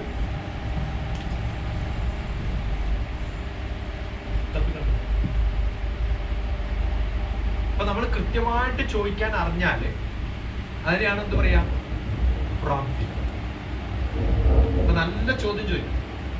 നമ്മളിപ്പോ പഠിക്കുന്ന എല്ലാ കുട്ടികളും സാധാരണ നമ്മള് ഇന്നിപ്പോ രാവിലെ കാണിച്ചു ഞാൻ ചൈനയില് LKG കുട്ടികളെ ടിങ്കിൾ പഠിപ്പിക്കാറുണ്ട്. എന്നാ കാരണം? നിങ്ങളുടെ കുഞ്ഞിക്ക് ടിങ്കിൾ പാടിയതുകൊണ്ട് വല്ല ഗുണമുണ്ടല്ലോ? എന്താ പറഞ്ഞേ? പറയേ. ലണ്ടൻ ബ്രിഡ്ജ് ഫാളിംഗ് ഡൗൺ വല്ല ഗുണമുണ്ടായതുകൊണ്ട് എന്താ പറയേ? പിന്നെന്താ പഠിപ്പിക്കണം? എന്തിനാ പഠിപ്പിക്കണേ ഞാൻ പറയട്ടെ. ഇവിടെ മാത്രമല്ല, BTM മാത്രമല്ല, എല്ലാ ഇംഗ്ലീഷ് മീഡിയത്തിലും എല്ലായിടത്തും ഇതാ പഠിപ്പിക്കുന്നത്. എന്തുകൊണ്ടാന്ന് വെച്ചാൽ ഏതോ ഒരു മണ്ടൻ ബുക്കിൽ എഴുതി വെച്ചിട്ട് അത് നോക്കി വായിക്കുക, അത് പഠിപ്പിക്കുക, എന്നിട്ട് അത് ചൊല്ലാൻ പറ്റുമെന്ന് അറിയാം. 100 ഒരു കാര്യം. നമ്മുടെ ഈ ലോകത്തിൽ ഏറ്റവും കൂടുതൽ ഡെവലപ്മെന്റ് നടന്നിട്ടുള്ള സ്ഥലം ഇതാണ്, ചൈന. എല്ലാ ആൾക്കാരുടെ അടുത്തും ഗവൺമെന്റിനെക്കാളും പൈസ. ഇന്ത്യയിൽ എങ്ങനെയാ വെച്ചാൽ ഗവൺമെന്റിന്റെ അടുത്ത് പൈസ, ജനങ്ങളുടെ അടുത്ത് പൈസ. അതുകൊണ്ടല്ലേ നമ്മൾ റേഷൻ ചോദിക്കുന്നത്. ആണോ അല്ലയോ? ചൈനയിൽ എങ്ങനെയാ അറിയോ? ജനങ്ങളുടെ അടുത്ത് ഗവൺമെന്റ് കടമുണ്ട്. കാരണം എല്ലാവരുടെ അടുത്തും പൈസ. ആ പൈസ ഉണ്ടാവേണ്ട കാരണം കുറെ ഉണ്ട്. അതിൽ ഒരു കാരണം ഞാൻ പറഞ്ഞു. ഇപ്പൊ നിങ്ങൾ എന്റെ കീഴിലാണ് ജോലി ചെയ്യുന്നതെന്ന് വിചാരിക്കും. ഇയാൾ എന്റെ കീഴിലാണ് ജോലി ചെയ്യുന്നത്. ഇയാൾക്ക് 2 കുട്ടികൾ ഉണ്ടായാൽ ഉടനെ ഞാൻ ജോലിയിൽ നിന്ന് പുറത്താക്കണം. അങ്ങനെ ഒരു കുട്ടിയെ പറഞ്ഞിട്ടുണ്ട്. മനസ്സിലാവുന്നുണ്ടോ? എന്ത് ചെയ്യണം? 2 കുട്ടികളായാൽ ഉടനെ ഞാൻ ജോലിയിൽ നിന്ന് ഇയാളെ പുറത്താക്കണം. ഒരു കുട്ടിയാണെങ്കിൽ കുഴപ്പമില്ല, ശമ്പളം കൊടുത്തിട്ട് എനിക്ക് നിർത്താം. എനിക്കോ, ഞാനാ ഈ ഉടമസ്ഥൻ ആയിരിക്കും, എനിക്ക് എത്ര കുട്ടികളുണ്ടായാലും കുഴപ്പം. കാരണം എന്നെ പുറത്താക്കാൻ പറ്റില്ല, കാരണം ഞാനല്ലേ ഓണർ. അപ്പൊ ഞാൻ ഇയാളെ പുറത്താക്കി ഇയാളെ എന്ത് ചെയ്യണം? അയാളെ സ്വന്തം കമ്പനി തുടങ്ങണം. അപ്പൊ അബദ്ധത്തിൽ 2 കുട്ടികൾ ഉണ്ടായാൽ അവരൊക്കെ എന്ത് തുടങ്ങും? കമ്പനി തുടങ്ങും. അതുകൊണ്ട് എല്ലായിടത്തും കമ്പനി. ഇനി അഥവാ ഞാൻ ഇയാളെ ജോലിക്ക് വെച്ചു എന്ന് വിചാരിക്കും, എന്നെ ഉടനെ അറസ്റ്റ് ചെയ്യും, അല്ലെങ്കിൽ ഭയങ്കര പിഴവ്. അതാണ് അവിടുത്തെ. അതുകൊണ്ട് എല്ലാ ആൾക്കാരും ബിസിനസ് തുടങ്ങാൻ തുടങ്ങി, കമ്പനി തുടങ്ങാൻ. ആരും ഡിപ്പെൻഡ്. ഒരാളും അവരൊക്കെ ഓൺട്രപ്രൈനേഴ്സ് ആയിട്ട് പുതിയ സംഭവം. അതുകൊണ്ട് അവരെല്ലാ കുട്ടികളെയും പഠിപ്പിക്കുന്നത് എന്താണ്? ചെറിയ പ്രായം മുതൽ എല്ലാ സ്പെഷ്യലൈസേഷനും അത്യാവശ്യമായിട്ട് നമുക്ക് അറിയേണ്ട കാര്യം എന്താണ്? ഭക്ഷണം ഉണ്ടാക്കുക, അല്ലെ? അപ്പൊ LKGയിലുള്ള കുട്ടികൾക്ക് സുഖമായിട്ട് ഭക്ഷണം ഉണ്ടാക്കുക, ഫാസ്റ്റ് ആയിട്ട് കാര്യങ്ങൾ ചെയ്യണം. നിങ്ങൾക്ക് ഇപ്പൊ എന്താ ചെയ്യാം? കുട്ടികളെ ഡ്രസ്സ് ഇട്ട് കൊടുക്കും. അവരുടെ സ്വന്തം ഡ്രസ്സ് പോലും ഇടാൻ അറിയില്ല. ഗൾഫിൽ നിന്ന് ഇവിടെ വരുന്ന കുറേ കുട്ടികൾ എന്റെ ക്യാമ്പിന് വന്ന് ആദ്യം അവരോട് കുളിച്ചു കഴിഞ്ഞാൽ തോർത്ത് പിഴിയാൻ അറിയില്ല. അതവിടെ ഇടും, അമ്മ എടുത്തുകൊണ്ടിട്ട് വാഷ് ചെയ്യും, അല്ലേ? അങ്ങനല്ലേ ചെയ്യും. ഇന്നലെ പോലീസ് ആവാൻ ഒരു പയ്യൻ വന്നത്. എന്താ ആവണ്ട വെച്ചാൽ പോലീസ് ആവണം. ഓന് ഒരു വിവരവും വെച്ച് ജനറലായിട്ട് ഇന്ത്യയുടെ ആദ്യത്തെ പ്രസിഡന്റ് ആരാന്നറിയില്ല, ആദ്യത്തെ ചീഫ് മിനിസ്റ്റർ ആണെന്ന് പിന്നെ പിണറായി വിജയൻ എന്നാ പറയും. കേരളത്തിന്റെ ആദ്യത്തെ ചീഫ് മിനിസ്റ്റർ പിണറായി വിജയൻ. ഒന്നും അറിയില്ല. എന്നാൽ എന്തെങ്കിലും പ്രാക്ടിക്കലായിട്ട് ചെയ്യാൻ അറിയണ്ടേ? അതും അറിയില്ല. അപ്പൊ കൃത്യമായിട്ട് നമ്മുടെ കുട്ടികളെ പഠിപ്പിക്കേണ്ടത് മനസ്സിലാണ്. കുറേ ദൂരെ, പണ്ടൊക്കെ ആണെങ്കിൽ നടുവിൽ ഒരു സ്കൂൾ മാത്രമേ ഉള്ളൂ. ഇപ്പൊ നടുവിൽ കുറേ സ്കൂൾസ്. എന്തിനാ കുറേ സ്കൂൾസ് തുടങ്ങുന്നത് ഗവൺമെന്റ്? അല്ലെങ്കിൽ എന്തിനാ നമ്മൾ തുടങ്ങുന്നത്? കുട്ടികൾ കുറേ ദൂരം നടന്നു പോണ്ടാച്ചിട്ടാണ്. അമേരിക്കയിലൊക്കെ ഒരു സ്കൂൾ മാറിയിട്ട് തൊട്ടടുത്ത്, ഇപ്പൊ എന്റെ വീട് ഇവിടെയാണ്, എന്റെ ഏറ്റവും തൊട്ടടുത്ത് സ്കൂൾ BTM അല്ല. ഇവിടുന്നുള്ള ഒരു കുട്ടി BTM പോയാൽ ഫ്രീ ആണ്. അതിനപ്പുറത്തുള്ള 2 കോമ്പൗണ്ട് അങ്ങനെ തുടങ്ങാൻ സമ്മതിക്കില്ല. കുറച്ച് ദൂരെ പോയി കഴിഞ്ഞാൽ ഫീസ് ഡബിൾ കൊടുക്കും. കാരണം ആരെയും കുറേ ദൂരം സഞ്ചരിപ്പിക്കും. അപ്പോഴാണ് ട്രാഫിക് ജാം ഉണ്ടാവുക, അപ്പോഴാണ് കുറെ ടയേർഡ് ആവുക. അപ്പോൾ സ്കൂൾസ് എവിടെ വേണം? വീട്ടിന് തൊട്ടടുത്ത്. അതാണ് നിയമം. പുതിയ എഡ്യൂക്കേഷൻ മീഡിയ തുടങ്ങിയ സമയത്ത് സിലബസ് പാടില്ല 7ാം ക്ലാസ് വരെ എന്നാണ് നിയമം. കുട്ടികളൊന്നും പഠിപ്പിക്കാൻ പാടില്ല. പക്ഷെ എന്ത് പഠിപ്പിക്കണം? ഞാനും എൻ്റെ ജീവിതവും എനിക്ക് ചുറ്റുമുള്ള ജീവിതവും പഠിപ്പിക്കണം. നിങ്ങളുടെ എല്ലാ പുസ്തകത്തിലും നോക്കിയാൽ ഓക്ക് ട്രീ എന്ന് പറഞ്ഞൊരു ട്രീ അല്ലേ? ഈ ഓക്കോ ഓനോ ഉള്ള ട്രീ എവിടെയെങ്കിലും കാണിച്ചു കൊടുക്കാൻ പറ്റുമോ നിങ്ങൾക്ക് പുസ്തകത്തിലല്ലാണ്ട്? പറ്റുമെന്നത് ഇവിടെ ഒന്നും ഇല്ലാത്തൊരു മരത്തിനെ പറ്റി ഏതോ ഒരു രാജ്യത്തുള്ള ഒരാൾ എഴുതിയ പുസ്തകത്തിന് പഠിച്ചിട്ട് നമ്മൾ എന്ത് ഈ ഓക്ക് ട്രീ പഠിക്കണേ? ഇവിടെയുള്ള പ്ലാവും മാവും ഒക്കെ അല്ലേ നമ്മൾ പഠിക്കേണ്ടത്? ആണോ അല്ലേ പറയും? അതിന് ഇംഗ്ലീഷല്ലേ പഠിക്കേണ്ടത്? എന്താ പഠിക്കാത്തത്? ബ്രെഡ് എന്തായാലും ഉണ്ടാവും അല്ലേ? നമ്മള് ബ്രെഡ് അല്ലല്ലോ, നമ്മള് കഞ്ഞിന്റെ ഇംഗ്ലീഷ് എന്താന്ന് ചോദിച്ചിട്ട് കുട്ടികൾക്ക് അറിയില്ല. കാരണം കഞ്ഞി പഠിപ്പിച്ചിട്ടില്ല. നമ്മൾ പഠിപ്പിച്ചിട്ടാ ഇംഗ്ലീഷ് മീഡിയം ടീച്ചർ പറയും കഞ്ഞിന്റെ ഇംഗ്ലീഷ് എന്താ? No. Porridge is different. Porridge can be used. It's almost like kanji, but it's called gruel. നിങ്ങൾക്ക് അറിയാത്തതിന് കുഴപ്പമില്ല. എന്താ കാരണം? നമ്മൾ പഠിച്ചിട്ടില്ല, നമ്മുടെ സിലബസിലും പഠിപ്പിച്ചില്ല, നമ്മുടെ ടീച്ചർമാരും പഠിപ്പിച്ചില്ല. അതുകൊണ്ട് നിങ്ങൾ ഏതെങ്കിലും എബ്രോഡ് പോയിട്ട് നാളെ what is your staple food എന്ന് ചോദിച്ചിരിക്കും. നിങ്ങൾ സ്ഥിരമായിട്ട് കഴിക്കുന്ന സാധനം എന്നാണ്. നമ്മൾ കഞ്ചി എന്നൊക്കെ പറയും. നിങ്ങൾക്ക് കഞ്ചി നോക്കിയാൽ എവിടെയും കാണില്ല. കാണുമായിരിക്കും ചിലപ്പോൾ, കാരണം ഇപ്പം ഗൂഗിൾ എല്ലാം അടിക്കുന്നത്. പക്ഷേ അപ്പൊ മനസ്സിലാവും ഇവർക്ക് വരില്ല ഇംഗ്ലീഷ് മീഡിയം പഠിച്ചില്ല. നമുക്ക് ചുറ്റുമുള്ള കാര്യങ്ങൾ പഠിപ്പിക്കലാണ് ആരുടെ കടമ? സ്കൂളിൽ അപ് ടു 7ാം ക്ലാസ്. അതാണ് ലോക നിയമം. പക്ഷെ എന്തുകൊണ്ടാ മാറാത്തതെന്ന് ചോദിച്ചു കഴിഞ്ഞാൽ, അങ്ങനെ മാറണമെങ്കിൽ ടീച്ചർമാർ കുറച്ചും കൂടി വിവരമുള്ളവരാണ്, കുറച്ചും കൂടി ഡിമാൻഡിങ് ആണ്. മനസ്സിലായോ? അവര് കുറേ ദൂരം നടന്നിട്ട് പഠിപ്പിക്കേണ്ട കാര്യം. അതേപോലെ വിദ്യാഭ്യാസവും കഴിവും വിവരവും ഉള്ള കുറേ ആൾക്കാരുണ്ട്. അവരൊന്നും ടീച്ചർമാരാവാത്ത എന്തുകൊണ്ടാണ്? അതിന് ഭയങ്കര ഫോർമൽ ആയിട്ടുള്ളൊരു സിസ്റ്റം ഉണ്ട്. ഫുൾ ടൈം 9 മണിക്ക് പോയാൽ 4 മണിക്ക് പുറത്തു വരാൻ പറ്റും. അതൊക്കെയാണ് നിയമം. അവിടെ പഠിച്ചാലും പഠിപ്പിച്ചില്ലെങ്കിലും അവിടെ ഉണ്ടാവും അല്ലേ? വളരെ കാഷ്വൽ ആയിട്ട് നിങ്ങൾക്ക് 2 മണിക്കൂർ ചെലവഴിക്കാൻ പറ്റും. നിങ്ങൾക്കുള്ള വിവരം പറഞ്ഞു കൊടുക്കാൻ പറ്റുമോ? നിങ്ങൾക്കുള്ള എന്ത് വിവരം? അത് തുന്നലായാലും ശരി, വീട് അടിച്ചു കൊടുക്കലായാലും ശരി, എല്ലാത്തിനും പഠിക്കണ്ടേ? നമുക്ക് ചുറ്റുമുള്ളതെന്ന് പറഞ്ഞാൽ നമ്മൾ ചെയ്യുന്ന എല്ലാ കാര്യവും പഠിക്കണം. അങ്ങനെ എല്ലാം പഠിപ്പിക്കാൻ പറ്റുന്ന ഒരു സ്കൂൾ നിങ്ങൾക്ക് തുടങ്ങാൻ പറ്റുമോ? നിങ്ങളുടെ വീട്ടിൽ നിന്നാണ്. അതിൽ നിങ്ങൾ തന്നെ പഠിപ്പിക്കണ്ട. 2 മണിക്കൂർ നിങ്ങൾ പഠിപ്പിക്കുക. ശാന്തേച്ചി 2 മണിക്കൂർ പഠിപ്പിക്കും. പിന്നെ ഷറഫ് വന്നിട്ട് 2 മണിക്കൂർ മ്യൂസിക് പഠിപ്പിക്കും. വേറൊരാൾ 2 മണിക്കൂർ വന്നിട്ട് വേറെ നിങ്ങൾ പഠിപ്പിക്കും. അങ്ങനെ വ്യത്യസ്തമായി പഠിപ്പിക്കുന്ന ചില ചെറിയ ചെറിയ സെന്ററുകൾ പല സ്ഥലത്തും തുടങ്ങാൻ പറ്റിയാൽ നിങ്ങളുടെ കുട്ടികൾ കുറെ ബുദ്ധിമുട്ടിയിട്ട് ബസ്സെല്ലാം കയറിയിട്ട് അവിടെ പോണ്ട, വേഷവും ഒന്നും ഇട്ടിട്ട് പോണ്ട, വളരെ കാഷ്വലായിട്ട് വിട്ടുന്ന് പഠിക്കാം. നമ്മുടെ യൂണിവേഴ്സിറ്റി എന്ന് പറയുന്ന ലോകത്തിലെ ഏറ്റവും വലിയ യൂണിവേഴ്സിറ്റികളുള്ള സ്ഥലം ഇന്ത്യയിലാണ്. അത് തുടങ്ങിയത് UGC ആണ്. UGC ആണ് ഇത് പിന്നെ ഈ കോഴ്സ് നടത്താൻ പറ്റുമോ ഇല്ലയോ, കോളേജിന് യൂണിവേഴ്സിറ്റിക്ക് നടത്താൻ പറ്റുമോ എന്ന് പെർമിഷൻ കൊടുക്കുന്ന ആൾക്കാർ. ആ UGC ഉണ്ടാക്കിയത് ആരാന്നറിയാം? ആരാ UGC ഉണ്ടാക്കിയതറിയാം? നിങ്ങളുടെയൊക്കെ B.Ed.ഉം BA.യും നിങ്ങൾക്ക് മാസ്റ്റേഴ്സ് അതൊക്കെ തന്നിട്ടുള്ളത് UGC ആണ്. ആരാ UGC തുടങ്ങിയെന്ന് പറയാം? ഇന്ത്യയിൽ ആദ്യത്തെ എഡ്യൂക്കേഷൻ മിനിസ്റ്റർ ആരാന്ന് പറയാൻ പറ്റും? ഇന്ത്യയുടെ ആദ്യത്തെ എഡ്യൂക്കേഷൻ മിനിസ്റ്റർ പ്രൈം മിനിസ്റ്ററും ആരായിരുന്നു? ഇന്ത്യയുടെ ജവഹർലാൽ നെഹ്റു. പക്ഷെ ആരായിരുന്നു എഡ്യൂക്കേഷൻ മിനിസ്റ്റർ?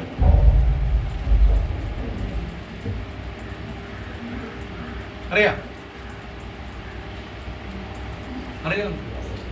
എഡ്യൂക്കേഷനിലല്ലേ വർക്ക് ചെയ്യുന്നത്? ആദ്യത്തെ എഡ്യൂക്കേഷൻ അല്ലല്ല, അബ്ദുൽ കലാം ആസാദ്. അയാള് ഏത് സ്കൂളിലാണ് പഠിച്ചത് അറിയുന്നത്? അയാൾ വീട്ടിലാണ് പഠിച്ചത്. അയാൾ ഒരിക്കലും വീട്ടിൽ നിന്ന് പുറത്തു പോയിട്ട് പഠിച്ചിട്ടില്ല, വീട്ടിൽ തന്നെ ഇരുന്നിട്ട് പഠിക്കുന്നത്. അദ്ദേഹത്തിന്റെ ഒരു നല്ല ബ്യൂട്ടിഫുൾ ആയിട്ടുള്ള ബയോഗ്രഫി നിങ്ങളെല്ലാം കാണും. അപ്പൊ വീട്ടിലിരുന്ന് പഠിച്ച ആളാണ് ഇന്ത്യയിലെ ഏറ്റവും വലിയ എഡ്യൂക്കേഷന്റെ യൂണിയൻ മിനിസ്റ്റർ ആയത്. മനസ്സിലാവണ്ട പറയണേ? അയാളാണ് ആദ്യമായിട്ട് technical institute Maulana Azad national institute of technology ഭോപ്പാലിലാണ് ആദ്യമായിട്ടുള്ള ടെക്നിക്കൽ സ്കില്ല് പഠിപ്പിക്കുന്ന എഞ്ചിനീയറിംഗ് തുടങ്ങിയിട്ടുള്ളത് മൗലാന ആസാദ് നാഷണൽ ഇൻസ്റ്റിറ്റ്യൂട്ട്. അവിടെ ഞാൻ ക്ലാസ് എടുക്കാൻ പോയിട്ട്. അപ്പൊ നമ്മുടെ ധാരണ നല്ല ഡ്രസ്സെല്ലാം ഇട്ടിട്ട് അങ്ങോട്ട് പറഞ്ഞു വെച്ചാൽ നമ്മുടെ പണി കഴിഞ്ഞു, അത് ടീച്ചർമാരുടെ പണിയാണ്. എന്നിട്ട് അവരെന്ത് ചെയ്യണം? 100-ൽ 100 ആക്കിയിട്ടുണ്ട്. 100-ൽ 100 ആക്കാൻ ഭയങ്കര എളുപ്പം. എല്ലാവർക്കും 100-ൽ 100 കൊടുത്താൽ പറയാം. നാളെ മുതൽ എല്ലാ ടീച്ചർമാരും പിള്ളേർക്കെല്ലാം 100-ൽ 100 കൊടുക്കണേ. എന്നിട്ട് ഒരു വിവരം ഉണ്ടാവും. ഞാൻ പിള്ളേരെ പഠിപ്പിക്കലെന്ന് അറിയാം.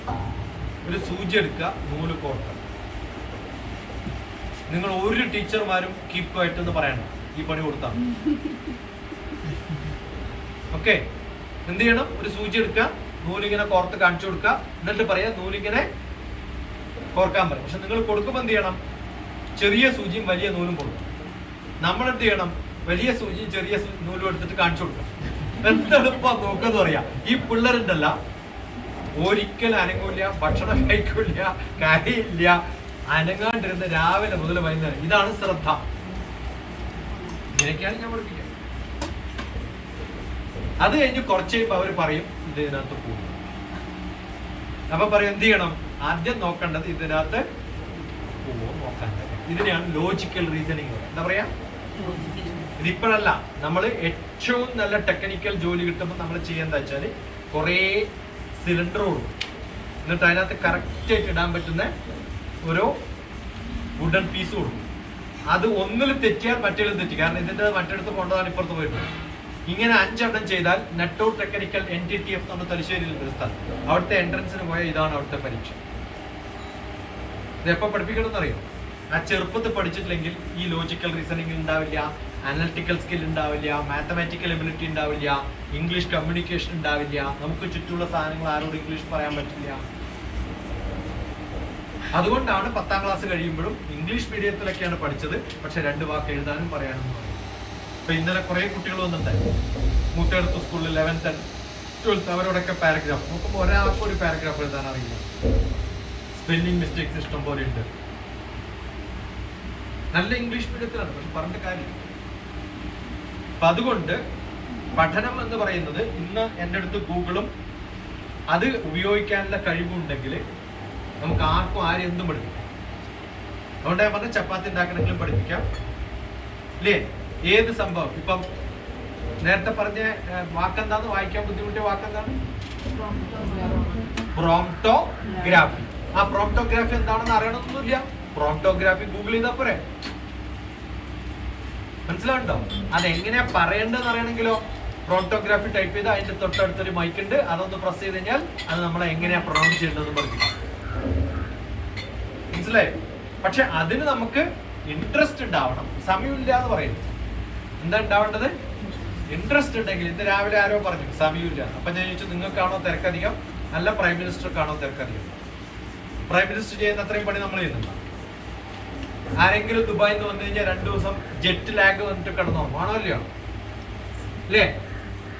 മോദി നേരെ വന്നു കഴിഞ്ഞാൽ ഗുജറാത്തിൽ പോയി മീറ്റിംഗ് കഴിയും. രാവിലെ പിന്നെ തിരുവനന്തപുരത്ത് കാണാം ഇലക്ഷൻ സമയത്ത്. കുറച്ച് കഴിയുമ്പോൾ കാണാം കന്യാകുമാരി, പിന്നെ ഹൈദരാബാദ്, അത് കഴിഞ്ഞ് ലക്നൗ. ഇതിനൊക്കെ സമയമുണ്ടല്ലോ. നമുക്കും 24 മണിക്കൂർ, അവർക്കും 24 മണിക്കൂർ. നമ്മളെന്താ ചെയ്യണേ? LKGയിലുള്ള കംപ്ലീറ്റ് സിലബസ് നോക്കിയാൽ, UKGയിലുള്ള സിലബസ് നോക്കിയാൽ, 1ാം ക്ലാസ്സിലുള്ള സിലബസ് നോക്കിയാൽ ഒരാഴ്ച കൊണ്ട് പഠിപ്പിച്ചു തരും. ഇന്നലെ വന്നൊരു കുട്ടികൾ ഇംഗ്ലീഷ് ക്ലാസ് പഠിക്കാൻ പറഞ്ഞില്ലേ, ഒരു ചാപ്റ്റർ ആണ് 1 മണിക്കൂറിൽ അവർ തീർത്തത്. 10 ചാപ്റ്റർ ഉണ്ടാവുള്ളൂ. 10 ദിവസം കൊണ്ട് തീർക്കാവുന്ന ഇംഗ്ലീഷേ ഉള്ളൂ. 1 കൊല്ലാണ് എടുക്കുന്നത്. ഇവിടെ വരുന്ന എല്ലാ കുട്ടികളും അങ്ങനെ പഠിപ്പിക്കാം. 1 ചാപ്റ്റർ പഠിപ്പിക്കുന്ന 1 ദിവസം കൊണ്ട്. അതിൽ നിങ്ങൾ ഏത് ചോദ്യം ചോദിച്ചാൽ ആ കുട്ടിയെ കിട്ടുന്നതിന് മാറ്റിയെടുക്കും. അപ്പൊ അത്തരം കുറെ ഗ്രൂപ്പ് ആക്ടിവിറ്റീസും ഒക്കെ വെച്ചിട്ട് ചെയ്യാൻ പറ്റും. നിങ്ങൾക്കൊക്കെ തുടങ്ങാൻ പറ്റുന്ന ചെറിയ ചെറിയ സ്കൂൾസ് തൊട്ടടുത്തൊക്കെ. നിങ്ങളുടെ PTAന്റെ പിന്നെ ഭാരവാഹി വരുന്നൊക്കെ പുറത്ത് വന്നിട്ടുണ്ട്.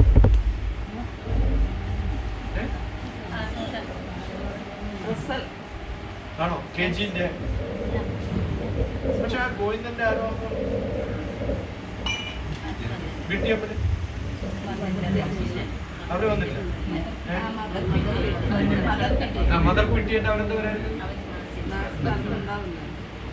അപ്പൊ നമ്മൾ ചെയ്യേണ്ടതെന്ന് വെച്ചാൽ അത്തരം കുറെ സെന്റേഴ്സ് തുടങ്ങിയാൽ നിങ്ങളുടെ BTMല് ഇപ്പൊ കുടിയാമലെന്നോ അല്ലെങ്കിൽ പിന്നെ പുലിക്കുരുമ്പെന്നോ അല്ലെങ്കിൽ പൈതൽ മലയെന്നോ അല്ലെങ്കിൽ കോത്തുകൊണ്ടെന്നോ രാവിലെ കുട്ടികൾ വീർത്തണമെങ്കിൽ അവരെ ഇൻട്രസ്റ്റ് ആക്കിയിട്ട് വരണ്ടേ?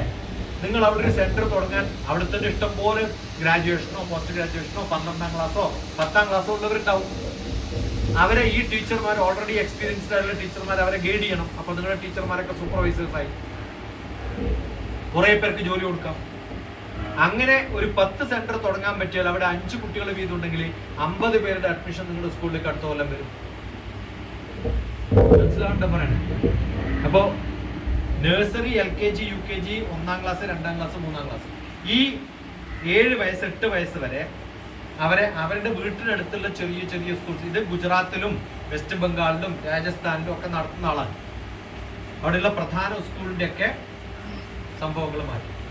അപ്പൊ ഞാൻ പറഞ്ഞത് BTM-ലെ കളിസ്ഥലത്തിനേക്കാളും നല്ല കളിസ്ഥലമാണ്, ആണോ അല്ലയോ ഈ വീട്? നിങ്ങൾ പോയി നോക്കണം വീട്ടിന് ചുറ്റും. കാരണം ഇതൊരു സെന്റർ ആയിട്ട് തുടങ്ങിക്കുവാണെങ്കിൽ ഫീൽഡ് സ്കൂളായിട്ട് ഫ്രീ. എന്നിട്ട് എന്ത് ചെയ്യണം? ആരെപ്പോ വന്നാലും, വയസ്സായിട്ടുള്ള ആൾക്കാർ വന്നാലും അല്ലെങ്കിൽ പണിക്കാർ വന്നാലും, ഇപ്പൊ ഇവിടെ ചെടി നടന്നത് ശ്രീധരൻ അറിയാം. ഞാനിവിടെ എല്ലാ ചെമ്പരത്തി നടന്ന സമയത്ത് എൻ്റെ അടുത്ത് ഒരു പൂങ്കോട്ടും ഇല്ല, ഒന്നുമില്ല. എന്താ ചെയ്യാറ്? എങ്ങനെയാ ചെടി നടാറ്? ഇപ്പൊ കാണിച്ചത് നല്ല മോട്ടർ ഓണാക്കും, ആ പൈപ്പിന്റെ അങ്ങേ അറ്റത്ത് വെച്ചിട്ട് താഴത്ത് ഇങ്ങനെ ആവും, എന്നിട്ട് ചെടി അങ്ങനെ. എത്ര ആൾ വേണമെങ്കിലും കുഴിക്കാൻ നിങ്ങൾ എത്ര സമയം എടുക്കുന്നറിയോ ഈ ചെടികളൊക്കെ വെക്കാൻ? ഞാൻ 10 തണ്ടെടുത്തു കഴിഞ്ഞാൽ എന്താ ചെയ്യാ? മോട്ടർ ഓണാക്കുക. ഏറ്റവും പവർഫുൾ ആയിട്ടുള്ള സാധനം മോട്ടറാണ്, വെള്ളമാണ്. അതുകൊണ്ടല്ലേ കുഴിക്കുമ്പോ അങ്ങനെയല്ലേ കുഴിക്കണവര്, അല്ലേ? അതേ ടെക്നിക്ക് നമുക്ക് ചെടി വെക്കാൻ ഉപയോഗിച്ചു. ഏത് സാധനവും നമുക്ക് ചെറിയ ബുദ്ധി ഉപയോഗിച്ച വലിയ കാര്യങ്ങൾ ചെയ്യാം. അപ്പൊ ഒരു കുട്ടിയോട് 10 ചെടി വെക്കണം എന്ന് പറഞ്ഞു കഴിഞ്ഞാൽ ആ കുട്ടി എന്താ ചെയ്യാ ഇപ്പൊ, അല്ലേ?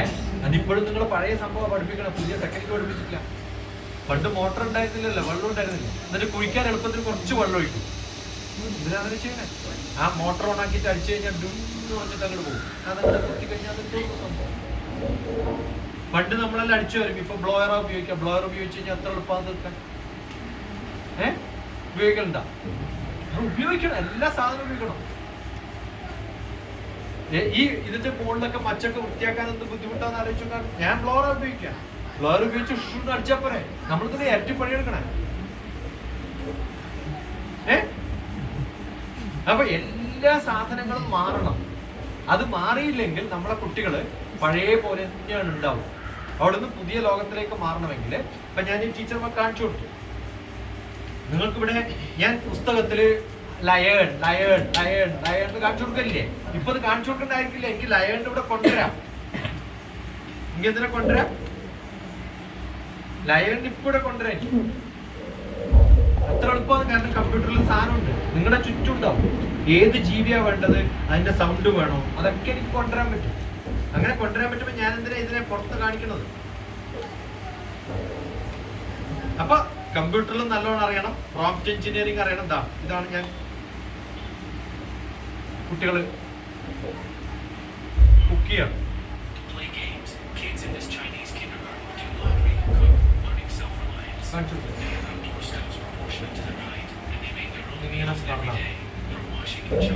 ഇത് വെറുതെ കാണിക്കാൻ വേണ്ടിയല്ല, എല്ലാ ദിവസവും ഇതാ ചെയ്യണം.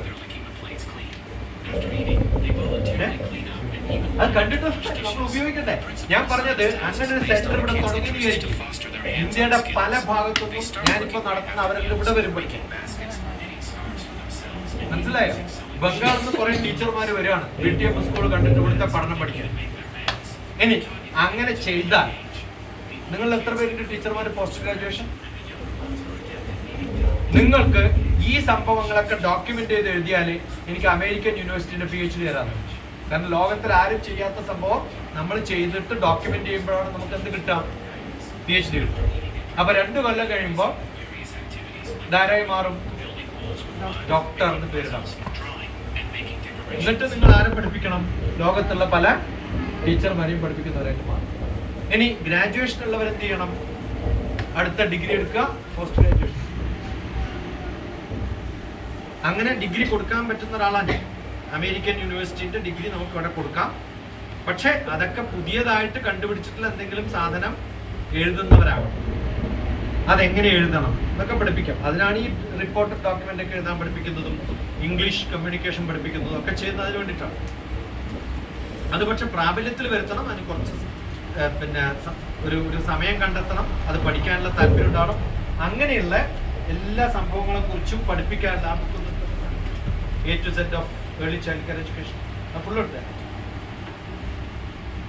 ഇത് ഫുൾ അടുത്ത ഈ കോവിഡ് കാലത്ത് ഞാൻ ചെയ്തിട്ടുള്ള കുറേ പണികൾ വെച്ചിട്ടുള്ള എഴുതിയിട്ടുള്ള പുസ്തകം ഇതാ, ഏർലി ചൈൽഡ് കെയർ എഡ്യൂക്കേഷൻ.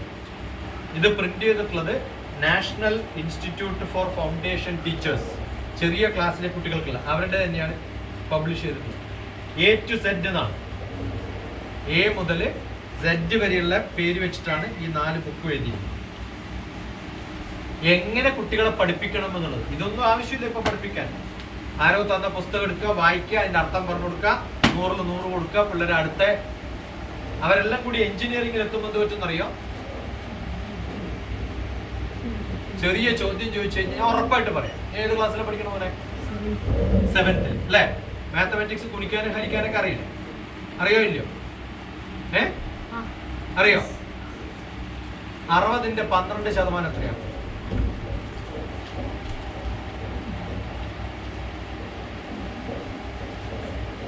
ഒരു തുണി 60 റുപ്യാന്ന് വിചാരിക്കാം. ഏത് കടക്കാരനും 12% റിബേറ്റ് എന്ന് പറഞ്ഞാൽ ഒട്ടനെ കുറച്ചിട്ട് കൊടുക്കില്ല. അപ്പൊ അയാള് 8ാം ക്ലാസ് തോറ്റതോ ജയിച്ചതോ ആയിരിക്കും എത്രയോ കൊല്ലം. അവർക്കറിയുന്ന ഇത് ഈ മോനല്ല, മാത്തമാറ്റിക്സ് PhD എടുത്തിട്ടുള്ള MSc കാരോട് ചോദിച്ചാൽ കിട്ടും. മാത്തമാറ്റിക്സ് കുറെ കാലം പഠിപ്പിച്ച ടീച്ചറാണ്. ഉറപ്പായിട്ടും ടീച്ചർക്കും ഇപ്പൊ കുത്തി നോക്കേണ്ടി വരും ഉറപ്പാണ്. എന്ത് ധൈര്യത്തിലാ ഞാൻ പറയുന്നു അല്ലേ? എത്ര എളുപ്പമെന്നറിയോ? 60ന്റെ 12% ഞാൻ ചോദിച്ചത് അല്ലേ? 60ന്റെ 10% എത്രയാ? 6. 60ന്റെ 1% എത്രയാ? 0.6 അല്ലേ? 2% അല്ലേ വേണ്ടേ? 2 1 കൂട്ടിയാലല്ലേ നമുക്ക് 2 ആവും. അപ്പൊ 0.6 കൂട്ടിയിട്ട് 60 പൈസ വിചാരിക്കാം. അപ്പൊ 1.2 ആയി. ആ 1.2ഉം 6ഉം കൂടി കൂട്ടിയാൽ 7.2 ആയി. അപ്പൊ 60ന്റെ 12% നിങ്ങൾ ഒരു ടീച്ചർമാർ ക്ലാസ്സിൽ പഠിപ്പിക്കും. പക്ഷെ ഇതാണ് കടയിലിരിക്കുന്ന ആൾ ഉപയോഗിക്കുന്നത്. നമ്മൾ എഞ്ചിനീയറിംഗ് കഴിഞ്ഞിട്ട് എൻ്റെ അടുത്ത് സയന്റിസ്റ്റ് ആവാൻ വരുമ്പോൾ ഞാൻ ആദ്യം ചോദിക്കുന്നത്, ഞാൻ MSc ആന്ന് പിന്നെ എഞ്ചിനീയർ ആണെന്നെല്ലാം പറയുമ്പോൾ ഇത്തരം ചെറിയ ചോദ്യം ചോദിക്കും. അത് കിട്ടാത്ത പറയും നിന്നെ ഒന്നിനും കൊള്ളില്ല പൈസ. കേരളത്തിൽ നിന്നുള്ള വളരെ ചുരുക്കം പേരെ ഇന്റർവ്യൂ ഒക്കെ നടത്തുമ്പോൾ പാസ്സാവാം. കാരണം നമ്മൾ ഇങ്ങനത്തെ ചോദ്യം ചെയ്യും. കേരളത്തിൽ എഞ്ചിനീയറിംഗിന് പോകുന്നവർ ഇന്നലെ വന്നിട്ടുണ്ടായിരുന്നു, സിവിൽ എഞ്ചിനീയറിംഗ് ഉള്ളൊരു പയ്യൻ. ആദ്യം ഞാൻ ചോദിച്ചത് മാത്സിൽ പാസ്സായോ. 2nd ഇയർ സിവിൽ എഞ്ചിനീയറിംഗ് ആണ്, ബിൽഡിംഗ് ഒക്കെ ഉണ്ടാക്കുന്ന എഞ്ചിനീയറിംഗ് ആണല്ലോ സിവിൽ. ആദ്യം ചോദിച്ച മാത്സ് പാസ്സായോ? ഇല്ല, പൊട്ടി. കുഴപ്പമില്ല മോനെ, കാരണം 100 പേരിൽ 4 പേരെ പാസ്സാവുന്നുള്ളൂ. 12ാം ക്ലാസ് കഴിഞ്ഞ് റിപ്പീറ്റും കഴിഞ്ഞ് എഞ്ചിനീയറിംഗ് കോളേജിൽ പോയ കുട്ടികളില് 100 പേരിൽ എത്ര പേരെ പാസ്സാവണേ? എന്താ കാരണം അറിയാം? ചെറിയ ക്ലാസ്സിൽ പഠിപ്പിക്കുന്നത് സ്റ്റാൻഡേർഡ് ഇല്ലാത്ത അവരൊക്കെ 100 കിട്ടിയിട്ടുണ്ടാവും. പക്ഷെ അവിടെ എത്തുമ്പോൾ ചോദിക്കുന്നത് ചെറിയ ചോദ്യങ്ങളാണ്. അത്രയും ബുദ്ധി ഉപയോഗിക്കുന്ന സംഭവം. ദുബായിക്കാർ നടത്തുന്ന ഒരു കോളേജ് ഉണ്ട്, ഇരിങ്ങാലക്കുടയാണ് എൻ്റെ വൈഫിന്റെ വീട്. എൻ്റെ തൊട്ടടുത്തുള്ള ഒരു യൂണിവേഴ്സൽ എഞ്ചിനീയറിംഗ് കോളേജ് എന്ന് പറയുന്നൊരു കോളേജ്. അവിടെ ക്ലാസ് എടുക്കാൻ പോകുന്ന ആളാണ്. ഒരു ദിവസം കേരളത്തിലെ ഏറ്റവും ബെസ്റ്റ് എഞ്ചിനീയറിംഗ് കോളേജ് എല്ലാവർക്കും പ്ലേസ്മെന്റ് കൊടുത്തു. എന്ത് കൊടുത്തു? പാസ്സായവർക്കൊക്കെ എന്ത് കൊടുത്തു? ജോലി കൊടുത്തു. അതിന് അവാർഡ് കൊടുക്കുന്നു. ഈ കോളേജിനാണ് കിട്ടും. ഞാൻ ഉടനെ പ്രിൻസിപ്പൾ വിളിച്ചു ചോദിച്ചു, നിങ്ങളുടെ കോളേജാണ് ഇത്? ഞാൻ അറിയാത്തൊരു കോളേജാണ്. ഇതുവരെ കഴിഞ്ഞ പ്രാവശ്യം വന്നപ്പോൾ ഇങ്ങനെ ആയിരുന്നില്ല. എല്ലാവർക്കും കൊടുത്തു. കാരണം ആകെ 3 ആളെ പാസ്സായിട്ട് 3 ആൾക്കും ജോലി കൊടുത്തു. 120 പിള്ളേരില്ലേ? ആകെ അല്ല 100% ആയോ ഇല്ലയോ? ആരാ കൊടുക്കുന്ന സമ്മാനം? ആ ദുബായിക്കാരനാണ്. എവിടെയാ ജോലി കൊടുത്തത്? അവരുടെ കമ്പനിയിൽ.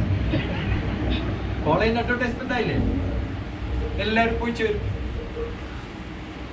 എന്തുകൊണ്ട്? കാര്യം എന്തുകൊണ്ട്? അത് മാറ്റണമെങ്കിൽ അതിനുവേണ്ടിയാണ് ന്യൂ എഡ്യൂക്കേഷൻ പോളിസി ഗവൺമെന്റ് ഉണ്ടാക്കി. പക്ഷെ അതൊരിക്കലും മാറില്ല. കാരണം ഇവരുടെ ടെക്സ്റ്റ് മാറിയിട്ടില്ല, ടീച്ചർ മാറിയിട്ടില്ല, പിള്ളേര് മാറിയിട്ടില്ല, പാരന്റ്സും മാറിയിട്ടില്ല. അതുകൊണ്ട് നിങ്ങളൊക്കെ സമരം ചെയ്യേണ്ടത് എന്തിനു വേണ്ടിട്ടാ? റേഷൻ കിട്ടാനല്ല. എന്തിനു വേണ്ടിട്ടാ? ടീച്ചർമാരെ മാറ്റണം. ചൈനയിൽ ഏറ്റവും കൂടുതൽ ശമ്പളം കൊടുക്കുന്ന ടീച്ചർമാർക്കാണ്. പക്ഷെ എല്ലാ ടീച്ചർമാരും എല്ലാ കൊല്ലവും പരീക്ഷ എഴുതി പാസ്സാണ്. പണ്ട് പഠിച്ച വിവരം ഇപ്പൊ പറഞ്ഞിട്ട് കാര്യമില്ല. എല്ലാ കൊല്ലവും പരീക്ഷ എഴുതും. എന്നിട്ട് കൃത്യമായിട്ട് അറിഞ്ഞാൽ മാത്രമേ അല്ലേ 9ാം ക്ലാസ്സിൽ മാത്സ് പഠിപ്പിക്കുന്ന ടീച്ചർ ആദ്യം എന്ത് ചെയ്യണം? 9ലെ മാത്സ് എഴുതി പാസ്സായാലേ ആളെ മാത്സ് പഠിപ്പിക്കാൻ പറ്റും. ഉറപ്പാണ് പലരും തോന്നും രാജിവെച്ച് ഓട്ടും. അപ്പൊ നമുക്ക് വിവരമില്ലാത്ത കാര്യം നമ്മൾ പഠിപ്പിക്കുന്നത്, അതൊന്നും നമുക്ക് ചെയ്യാൻ പറ്റില്ല. ഇന്ത്യയിൽ ബുദ്ധിമുട്ടാണ്. മിനിമം ചെയ്യാൻ പറ്റുന്ന കാര്യം എന്ന് വെച്ചാൽ, എന്റെ പേര് എന്താണ്? എന്റെ പേര് ഡോക്ടർ TPS. എന്താ അർത്ഥം? Teachers, parents, students. ഈ 3 വർഗങ്ങളെയാണ് ഞാൻ പഠിപ്പിക്കുന്നത്. Teachers, parents, students. പല സ്കൂൾസിലും പോയിട്ട് 4 ദിവസം നിൽക്കും. അടുത്ത കാലത്ത് ബാംഗ്ലൂര് ഒരു സ്കൂൾ പോയി 4 ദിവസം അവിടെ താമസിച്ചു. സംസ്കൃതം പഠിപ്പിക്കുന്ന ഒരു ടീച്ചർ ഉണ്ടായിരുന്നു. അത് കഴിഞ്ഞിട്ട് സംസ്കൃതം കോമ്പറ്റീഷൻ വെച്ചു. എന്നിട്ട് ഭരത എന്ന് പറഞ്ഞ അർത്ഥം ഭാരതവംശത്തിലെ രാജാവായിരുന്ന ഭരതനാണ്. ആ കവിതയിൽ ട്രാൻസ്ലേറ്റ് ചെയ്ത് തന്നത് ഇന്ത്യ എന്നായിരുന്നു. ആ ടീച്ചർമാർക്ക് പോലും അറിയില്ല ഇതിന്റെ അർത്ഥം. വലിയ പേരാ. ആ സ്കൂളിന്റെ പേരിൽ തന്നെ വേദിക്ക്, വേദ എന്നൊക്കെ ഉണ്ട് പേര്. സ്കൂളിന്റെ പേര് ഞാൻ പറഞ്ഞില്ല, കാരണം ഇത് യൂട്യൂബിൽ നടക്കണം. അപ്പൊ ആലോചിക്കാറില്ല ഈ പറയുന്നത് എന്താണെന്നോ. കാരണം പിള്ളേരെ പഠിപ്പിച്ച എന്ത് ഏറ്റവും പഠിപ്പിച്ചാലും ഒരു കുഴപ്പമില്ല. കാരണം പാരന്റ്സും ചോദിക്കൂല, ഇല്ലേ? മാർക്ക് കുറയുമ്പോഴേ ചോദിക്കുള്ളൂ. അത് 100 കൊടുക്കാം. എന്ത് എഴുതിയാലും 100 കൊടുക്കാം. അപ്പൊ അത് മാറും. കാരണം എന്ന് വെച്ചാൽ 10ാം ക്ലാസ് പാസ്സാവാനല്ല ലക്ഷ്യം. അതെല്ലാവരും പാസ്സാവും. പക്ഷെ വേണ്ടത് 10ാം ക്ലാസ് പാസ്സാവാനല്ല, +1 +2 പാസ്സാവലുമല്ല. അതും പാസ്സാവും കുറെ പേര്. എഞ്ചിനീയറിംഗ് പാസ്സാവുന്നവർക്ക് കുറച്ച് പേര് കുറേ പ്രാവശ്യം എഴുതിയാകുമ്പോൾ എല്ലാവരും കൊടുക്കും. കാരണം അല്ലെങ്കിൽ യൂണിവേഴ്സിറ്റി പൂട്ടിപ്പോകും. എല്ലാവരും തോപ്പിക്കുന്ന യൂണിവേഴ്സിറ്റി ആരും കയറുക. അവസാനം കണ്ണൂർ യൂണിവേഴ്സിറ്റി എല്ലാവരും തോറ്റു ചെയ്യും. യൂണിവേഴ്സിറ്റിക്ക് തന്നെ നടക്കണം. അതുകൊണ്ട് എല്ലാവരും ചെയ്യും. അതല്ല, അത് കഴിഞ്ഞാൽ നമുക്ക് എന്ത് ജോലി എനിക്കറിയാം എന്ന് പറയാൻ പറ്റുന്ന ധൈര്യമില്ല. അവൻ എല്ലാ വിഷയവും പഠിക്കണം, എല്ലാ കാര്യവും പഠിക്കണം. അങ്ങനെ പഠിപ്പിക്കാൻ തയ്യാറാവുന്ന കുറെ മെനക്കണം. അത്ര എളുപ്പമല്ല.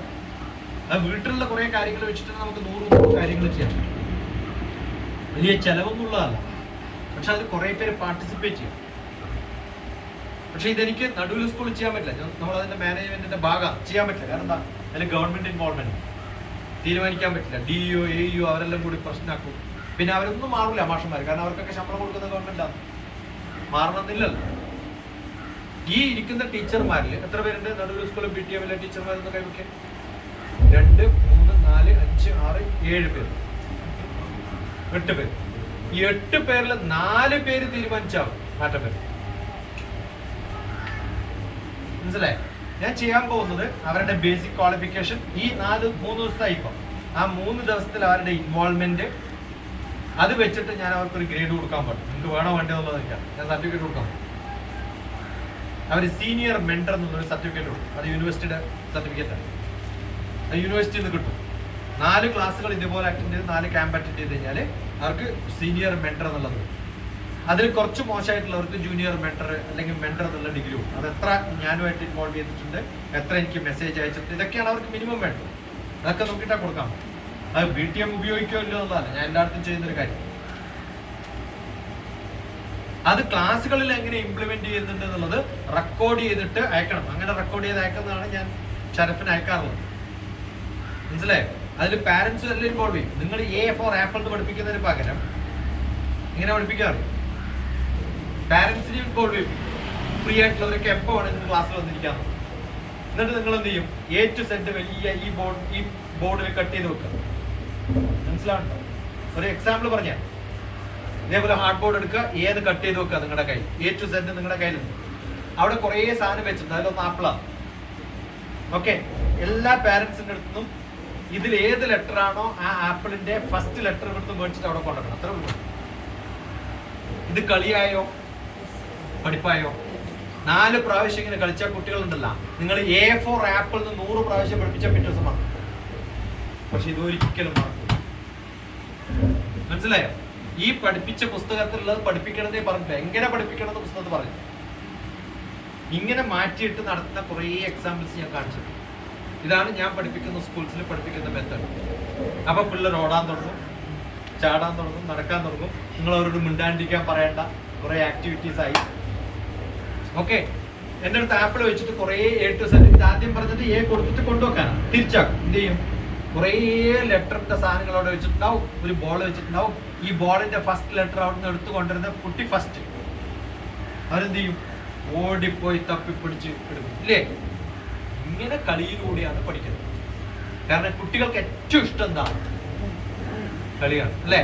ആ കളി പഠിപ്പിക്കുന്ന രൂപത്തിലാക്കി മാറ്റുന്നതിനാണ് എഡ്യൂക്കേഷൻ അല്ല ഇപ്പൊ വേണ്ടത്, എഡ്യൂട്രെയിൻമെന്റ് ആണ്. അതിന്റെ പേര് എന്റർടൈൻമെന്റും എഡ്യൂക്കേഷനും കൂട്ടിയിട്ടുള്ള പേര്. ഇപ്പോഴത്തെ ടീച്ചേഴ്സ് ഒന്നും എഡ്യൂക്കേഷന്റെ ടീച്ചേഴ്സ് അല്ല വേണ്ടത്, എഡ്യൂട്രെയിൻമെന്റിന്റെ ടീച്ചേഴ്സ് ആണ്.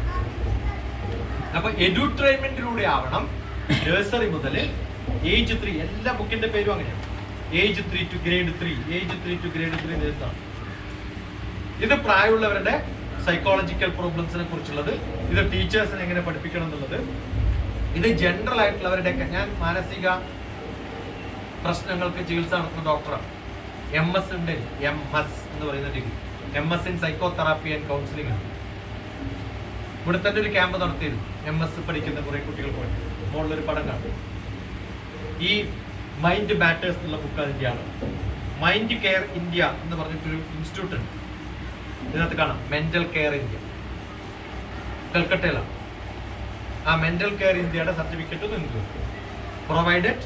നിങ്ങളുടെ ആ എഴുത്തിൽ അതിന്റെ കുറച്ച് റിഫ്ലക്ഷൻസ് കണ്ടാൽ റൈറ്റ്. ഇതൊക്കെ അത്ര.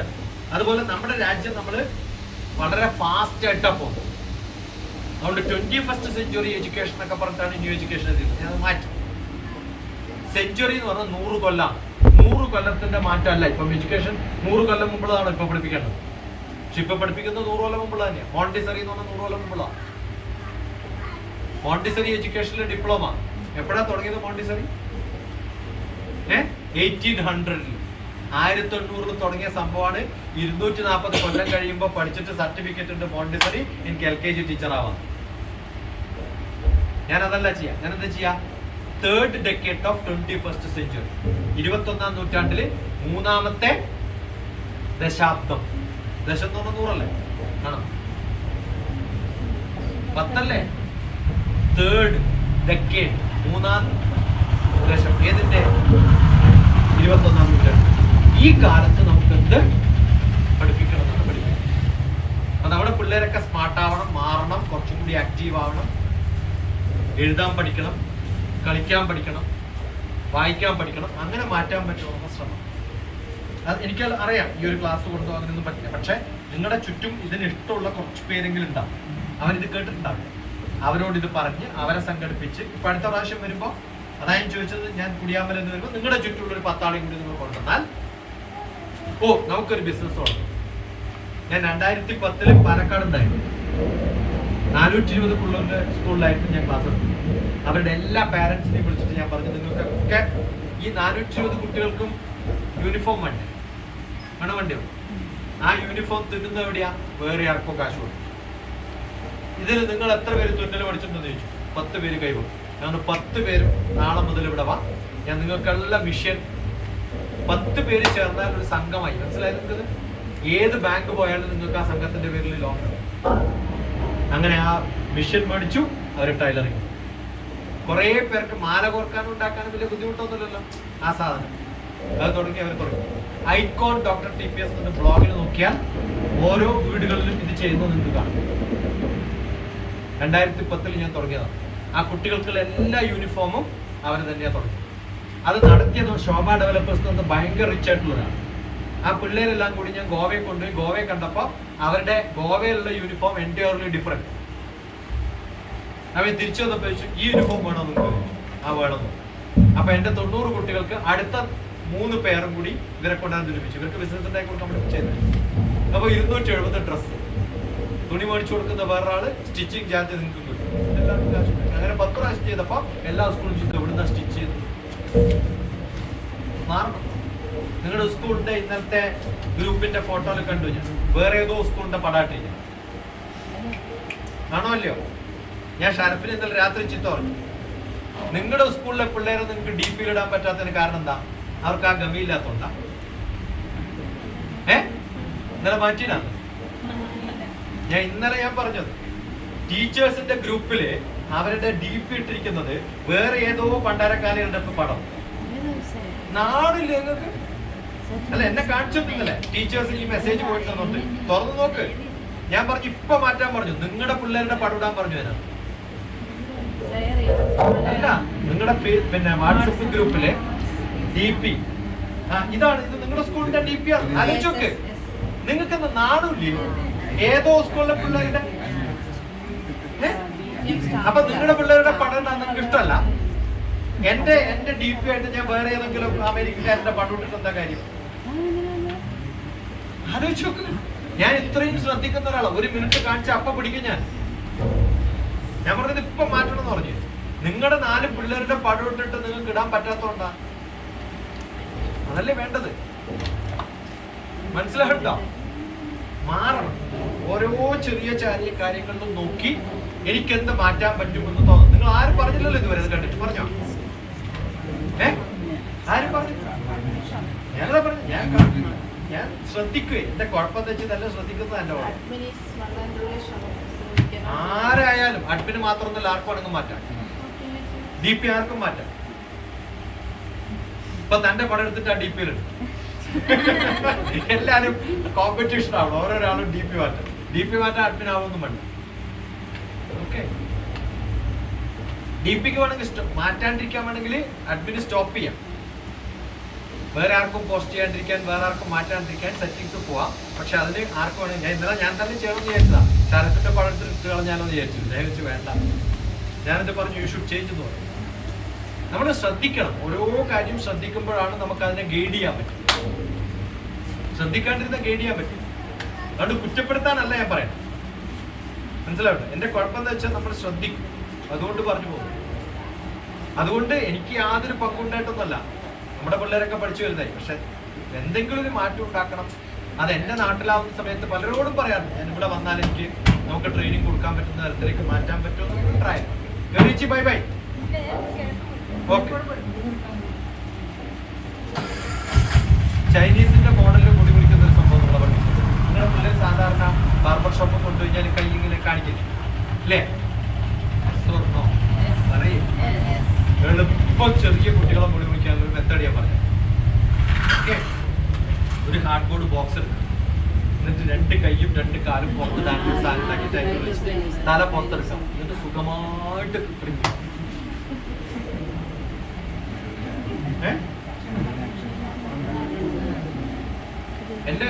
ഞാൻ ബാർബർ എടുത്ത് പോയിട്ട്, ഞാൻ ഇത് കാർബോണിലൊന്നും ഇരിക്കാറില്ല. ഞാൻ ബാർബർ എടുത്ത് പോയിട്ട് 40 കൊല്ലത്തിനടുത്ത് ഞാൻ തന്നെയാ ട്രിം ചെയ്യാം. നമുക്കൊക്കെ ചെയ്യാൻ പറ്റും പല കാര്യങ്ങളും. ചെയ്യുന്നില്ല. ചേഞ്ചാക്കിയാ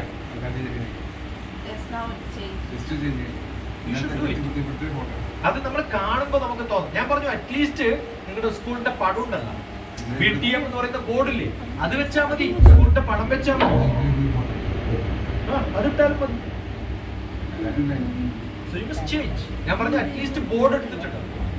ഞാൻ ഓരോ കാര്യം ചെയ്യുമ്പോഴും ശ്രദ്ധിക്കും. ഇതിനൊക്കെ ഡിസൈൻ ചെയ്യുന്നതും കവർ ഉണ്ടാക്കുന്നതും ഒക്കെ ഞാൻ തന്നെ.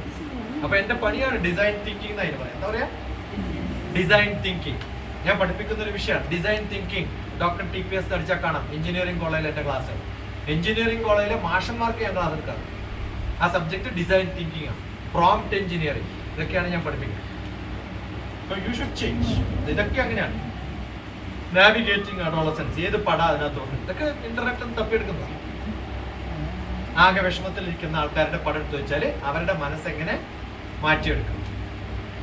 അങ്ങനെ ഓരോ സംഭവം ചെയ്യും. ഇത് മൈൻഡ് മാറ്റേഴ്സ്, ബുദ്ധി. അപ്പൊ ബുദ്ധിന്റെ കൂടെ ഇത് രണ്ടും മിക്സ് ചെയ്തിട്ട് ഉണ്ടാക്കും. റൈറ്റ്? അപ്പോഴാണ് നമ്മൾ ബുദ്ധി അളക്കുന്ന ഒരാളെ പോലെ കാണിക്കുന്നത്. അപ്പൊ നമ്മൾ ചെയ്യണം, ഇതൊക്കെ ചെയ്യണം. ഇത് ഭാരതീയമായ പാരമ്പര്യം. SDG എന്ന് പറഞ്ഞാൽ സസ്റ്റൈനബിൾ ഡെവലപ്മെന്റ് ഗോൾസ് എന്നാണ്. ഞാനത് മാറ്റി സനാതന ധർമ്മ ഗോൾസ് എന്നാക്കി മാറ്റി ഞാൻ എഴുതിയ പുസ്തകം. അപ്പൊ നമ്മൾ ഓരോ സംഭവം എഴുതുമ്പോൾ അതിന്റെ ഡിസൈൻ എങ്ങനെ വേണം, 3-2-1 വേൾഡ് എങ്ങനെയാണ് നമ്മൾ കണക്ട് ചെയ്യണം. എല്ലായിടത്തും മൊബൈൽ ഫോൺ ഉണ്ട്. നിങ്ങൾക്ക് എന്നെ കണക്ട് ചെയ്യാൻ എത്ര എളുപ്പം. ചെന്നാലും ഒരു മെസ്സേജ് അയക്കൂല, സമയമില്ല. പ്രൈം മിനിസ്റ്റർക്കാളും തിരക്കുള്ള ആൾക്കാരെ ഞാൻ നടുവിൽ കാണും. നമ്മളെല്ലാം പ്രൈം മിനിസ്റ്റർ കൂടെ വർക്ക് ചെയ്താ മൻമോഹൻ സിംഗിന്റെ. നമ്മളൊരു ഫയൽ കൊടുത്തു കഴിഞ്ഞാൽ ഞാൻ ഇന്നലെ രാത്രി 1 മണിക്ക് മെസ്സേജ് അയച്ചിട്ടുണ്ടാവും. 3 മണിക്ക് മെസ്സേജ് അയച്ചിട്ടുണ്ടാവും. ഇടക്കിടക്ക് ഉണരുമ്പോൾ തന്നെ നമുക്ക് ആ സമയത്തുള്ള തീർത്താൽ രാവിലെ അല്ലെങ്കിൽ സമയം ഉണ്ടാവില്ല. അതിനിടയിൽ നാരായണൻകുട്ടിയോ ഷർഫോ സംസാരിക്കുമ്പോൾ ബാക്കിയുള്ളവർക്ക് റിപ്ലൈ അയച്ചു. അങ്ങനെ 1000 പേര് അയക്കുന്നുണ്ട് നമ്മൾ. ഇന്നലെ വന്ന എല്ലാ കുട്ടികൾക്കും എല്ലാ ടീച്ചേഴ്സിനും ഞാൻ മെസ്സേജ് അയച്ചു ഇല്ലേ. പക്ഷെ അതിനെന്താവണം, നിങ്ങൾ സ്മാർട്ടാവും. നിങ്ങൾക്കൊക്കെ ഒരു മെസ്സേജ് അയച്ചു കഴിഞ്ഞാൽ കാണിച്ചത് come on come here come fast. ടീച്ചർമാർ ആരെങ്കിലും ഒക്കെ വാ, ഇതിനകത്ത് ആ ഗ്രൂപ്പിലുള്ളവർ ഞാൻ കാണിച്ചത് ഞാൻ എങ്ങനെ ചെയ്യാം. ഈസി ഇംഗ്ലീഷ് ഗ്രൂപ്പില്ലേ, വെയിറ്റ്, അതിനകത്ത് കാണിച്ചത് ഞാനിപ്പോ എങ്ങനെ മെസ്സേജ് അയക്കാം. ജസ്റ്റ് സീ, ഞാൻ A0 എന്ന് അടിച്ചു കഴിഞ്ഞാൽ ഇത്രയും വരും. ഇത് ഞാൻ ഇപ്പൊ ടൈപ്പ് ചെയ്തതല്ല, അത് കോഡാണ്. ഞാൻ എങ്ങനെ 1000 പേർക്ക് മെസ്സേജ് അയക്കുന്നത്? ടിപ്പ് ടിപ്പ് അടിച്ച ഒരു പാരഗ്രാഫ് വരും. ഞാൻ സ്ഥിരമായിട്ട് അയക്കുന്ന കുറെ സംഭവമുണ്ട് ഇതിനകത്ത് എഴുതിയിട്ടുള്ളത്, മനസ്സിലായോ? അപ്പൊ ഇങ്ങനെ നമുക്ക് എളുപ്പം അയക്കാൻ പറ്റും. നമുക്ക് സ്ഥിരമായിട്ട് അയക്കുന്ന കുറെ സംഭവമുണ്ട്. ആരെങ്കിലും ഹായ് അയക്കുമല്ലോ, അപ്പൊ ഞാൻ എന്ത് ചെയ്യും, നിങ്ങൾ എനിക്ക് പരിചയമില്ല, നിങ്ങളുടെ നമ്പർ എന്റെ കയ്യിലില്ല എന്നൊക്കെ അയക്കാനുള്ളത് ഞാനൊരു കോഡാക്കി മാറ്റിയിട്ടുണ്ട്. ആ കോഡാക്കി മാറ്റി ഇപ്പൊ A4 അടിച്ചു കഴിഞ്ഞാൽ ഉടനെ വരും, I change wifi I don't have your number. ഷാർപ്പായിട്ട് നേരെ പറയേണ്ട വെച്ചിട്ടാണ്, നിങ്ങൾ എനിക്കറിയില്ല. മനസ്സിലായോ? ഇതൊക്കെ കോഡാക്കി മാറ്റി വെച്ചിട്ട് അപ്പൊ നമ്മൾ എപ്പോഴും അത് ചെയ്യണം ഫാസ്റ്റ് ആയിട്ട്. അതുകൊണ്ടാണ് നമ്മൾ കുറച്ചുകൂടി സ്മാർട്ടാണ്. ഹാർഡ് വർക്ക് അല്ല വേണ്ടത്. അതുകൊണ്ട് ഹാർഡല്ല, പഠിക്കാനുള്ള ആ മെത്തേഡ് പഠിച്ചാൽ വലിയൊരു കല്ല് അടിച്ചു പൊട്ടിക്കണം. അറിയാത്തവൻ ഇങ്ങനെ അടിച്ചുകൊണ്ടിരിക്കും. അറിയുന്നവനാണെങ്കിലോ എവിടെ അടിച്ചാൽ പൊട്ടുമെന്ന് കറക്റ്റായിട്ട് അറിയാം. ഒന്ന് തിരിച്ചും മറിച്ചും നോക്കിയിട്ട് ടപ്പൊന്ന് റെഡി അടിച്ചാൽ 2 കളി അല്ലേ? അതിനാണ് കഴിവ്. അത് പഠിപ്പിക്കാൻ എപ്പോൾ വേണമെങ്കിലും കുറച്ച് പേരുണ്ടെങ്കിൽ ഇത്തരം ക്ലാസ്സുകളിൽ 365 ദിവസം ചെയ്യാൻ പറ്റുന്ന കുറേ വികൃതി തന്നെ മതി. അത് മക്കൾ പഠിച്ചു കഴിഞ്ഞാൽ. ഇപ്പൊ ഉള്ള പ്രശ്നം എന്താ വെച്ചാല്, നടുവിൽ സ്കൂൾ ആർക്ക് വേണ്ടിയാന്ന് ചോദിച്ചു കഴിഞ്ഞാൽ ഞാൻ പറയും കുറെ ടീച്ചർമാർക്ക് വേണ്ടിയിട്ടാണ്. ആർക്ക് വേണ്ടിയിട്ടാ? കാരണം ടീച്ചർമാർക്ക് ഗവൺമെന്റ് ശമ്പളം കിട്ടുമല്ലോ അല്ലേ? പ്രൈവറ്റ് സ്കൂൾ ആർക്ക് വേണ്ടിയാണെന്നറിയോ? പാരന്റ്സിന് വേണ്ടിയിട്ടാണ്. കാരണം ടീച്ചർമാർക്ക് അധികം ശമ്പളം കിട്ടും. വേറെ എന്ത് പണി കിട്ടിയാലും അവരോട് ഓടിച്ചു. പക്ഷെ വേറെ ഒന്നും പണി കിട്ടാത്തതുകൊണ്ടാണ് ഈ ടീച്ചറാവുന്നത്. വേറെ ഏതെങ്കിലും കുറച്ചധികം ശമ്പളം കിട്ടുന്ന വീട്ടിനടുത്ത് കിട്ടിയ അവർക്ക് ഉറപ്പാണ്. ഇവിടുത്തെ കാര്യം മാത്രമല്ല, ജനറൽ ആയിട്ട് പറയുന്നത്. അപ്പൊ ഈ സ്കൂൾ ആർക്ക് വേണ്ടിയിട്ടാ? പാരന്റ്സിന് വേണ്ടിയിട്ട്. നിങ്ങൾ ആരെങ്കിലും കുട്ടികളുടെ കാര്യം ആലോചിച്ചു, നമ്മൾ തുടങ്ങേണ്ട സ്കൂൾ ആർക്ക് വേണ്ടിയാവണം? അവർക്ക് എപ്പോഴെങ്കിലും യൂണിഫോം ഇട്ടിട്ടാണോ ഇഷ്ടം? അവർക്ക് എപ്പോഴെങ്കിലും നമ്മുടെ ചുറ്റും നടക്കുന്ന ടീച്ചർമാരെ കീപ് ക്വയറ്റ് എന്ന് പറയുന്നതാണോ ഇഷ്ടം? ആ ഇരിക്കുന്ന പിള്ളേര് ഈ ഹൈറ്റിൽ ഉണ്ടാവും. അവര് നോക്കുമ്പോൾ നിങ്ങളുടെ കാല് മാത്രമേ കാണൂ. അവര് കാലിന്റെ ഇടയിൽ മാത്രം കണ്ടിട്ട് വളരെ. കാരണം നിങ്ങൾ നിൽക്കും, അവരിക്കും. നേരെ തിരിച്ചല്ലേ വേണ്ട, നിങ്ങൾ ഇരുന്നിട്ട് അവരെ നിർത്തല്ലേ വേണ്ട. അവര് ക്ലാസ്സിൽ ഓടി നടക്കട്ടെ, നിങ്ങൾ നിലത്തിരിക്കുക. അതാണ് ഏറ്റവും നല്ല ടീച്ചർ. ഏതെങ്കിലും അമ്മൂമ്മമാരും അപ്പൂപ്പന്മാരും മക്കളോട് വർത്താനം പറയുമ്പോൾ നിന്നിട്ട് വർത്താനം പറയില്ല. അതെന്താ ചെയ്യാ? നിലത്തിരിക്കുക. അതുകൊണ്ട് എല്ലാ ടീച്ചർമാർക്കും ഞാനിട്ടുള്ള പേര് ഗ്രാൻഡ് മദർ. നിങ്ങൾ ആരാവണം? LKG ക്ലാസ്സിൽ ഗ്രാൻഡ് മദർ ആവണം. നിങ്ങളുടെ പാരന്റ്സ് ആരാവണം എന്നറിയോ? ആ കുട്ടീന്റെ ഗ്രാൻഡ് മദർ ആണ് നിങ്ങൾ. അപ്പൊ പാരന്റ്സ് ആരായി? നിങ്ങളുടെ മക്കളാണ്. അതുകൊണ്ട് നിങ്ങൾക്ക് അവരെ വഴക്ക് പറയാം അല്ലേ? മക്കളെ വഴക്ക് പറയാൻ പറ്റൂലേ? പറ്റില്ലയോ? അപ്പൊ നിങ്ങൾ അവരുടെ അടുത്തല്ല പറയണ്ട എങ്ങനെയല്ല ചെയ്യണ്ട, അങ്ങനെയല്ല ഞാൻ പറയും, നിങ്ങൾ എങ്ങനെയാ ചെയ്യണം. അപ്പൊ എല്ലാ LKG UKG ടീച്ചർമാർക്കും അതുകൊണ്ടാണ് ഇതിന്റെ പേര് ഗ്രാൻഡ് മാ ചൈൽഡ് കെയർ ശിക്ഷാ ഗുരുകുലം. നിങ്ങൾ എവിടെയെങ്കിലും നെറ്റ് പോയി തപ്പി നോക്കുക, GCCSG. യൂട്യൂബിൽ പോയിട്ട് GCCSG ഡോക്ടർ TPS അടിച്ചാല് പാകിസ്ഥാൻ ബോർഡർ മുതല് ബംഗ്ലാദേശ് മുതല് രാജസ്ഥാൻ, ഗുജറാത്ത് എന്നൊക്കെ നോർത്ത് ഇന്ത്യൻ, സൗത്ത് ഇന്ത്യയിൽ എവിടെയും തുടങ്ങിയിട്ടുണ്ട്. ഓക്കെ, കഴിഞ്ഞ പ്രാവശ്യം ഇവിടെ വന്ന സമയത്ത് ഒരു ഹുറിയിൽ ഉണ്ടായിരുന്നു. ആ ഹുറിയിൽ നൽകൊണ്ടയിൽ ഇപ്പൊ തുടങ്ങും. അതിന്റെയൊക്കെ ഗ്രാൻഡ് മാ ചൈൽഡ് കെയർ ശിക്ഷാ ഗുരുകുലം, ഇതിന്റെയൊക്കെ പേരതാണ്. ഇതൊക്കെ പ്രിന്റ് ചെയ്തതും പബ്ലിഷ് ചെയ്തതും നാഷണൽ സെന്റർ ആണെങ്കിൽ അതിന്റെയൊക്കെ മുകളിൽ നിങ്ങൾക്ക് കാണാം ഗ്രാൻഡ് മാ ചൈൽഡ് കെയർ ശിക്ഷാ ഗുരുകുലം. ഇനി ഇതിന്റെ ചാപ്റ്റേഴ്സ് നോക്കിയാൽ ചാപ്റ്ററിന്റെ ഹെഡിങ്ങിന്റെ പേരെന്നെ ABCD 1, 2, 3, 4. A മുതൽ Z വരെയുള്ള ചാപ്റ്റർ 4 പുസ്തകം, 500ഓളം പേജും മനക്കെട്ട് എഴുതി. താല്പര്യമുണ്ടോ? നിങ്ങൾ ആലോചിക്കുക, PT ആലോചിക്കുക. ഓക്കെ, മാറ്റം വരുത്താൻ തയ്യാറാണെങ്കിൽ നിങ്ങളുടെ PTയിലെ കുറേ പേര് തന്നെ അവിടെ ഇവിടെയുള്ള സെന്ററുകൾ തുടങ്ങുക. ചെറിയ സ്ഥലം മതി, ഇത്രയുള്ള സ്ഥലം ഉണ്ടെങ്കിൽ ഗ്രേഡ് 1, ഗ്രേഡ് 2, ഗ്രേഡ് 3 വരെ, നഴ്സറി, LKG, UKG അവരൊക്കെ കൂടി ചേർന്ന് കളിക്കുന്ന എങ്ങനെ കളിക്കണം 365 ദിവസം. പാരന്റ്സിനും ഗ്രാൻഡ് പാരന്റ്സിനും കഥ പറയാനും കളിക്കാനും പഠിക്കാനും ഒക്കെ പറ്റുന്ന ഒരു സ്ഥലമാക്കി മാറ്റാൻ തയ്യാറാണെങ്കിൽ ഇത് കാണാൻ ലോകത്തിന്റെ പല ഭാഗത്തു നിന്നും ആൾക്കാരെ അവിടെ, ജോർജിയന്ന്, അസർബൈജാനിന്ന് ഒക്കെ ആൾക്കാർ റെഡിയാണ്. കഴിഞ്ഞ പ്രാവശ്യം ഞങ്ങളുടെ ഡൽഹിയിലുള്ള കോൺഫറൻസ് ഉണ്ടായിരുന്ന സമയത്ത് കുറേ രാജ്യക്കാർ, 23 രാജ്യക്കാർ. മനസ്സിലായോ?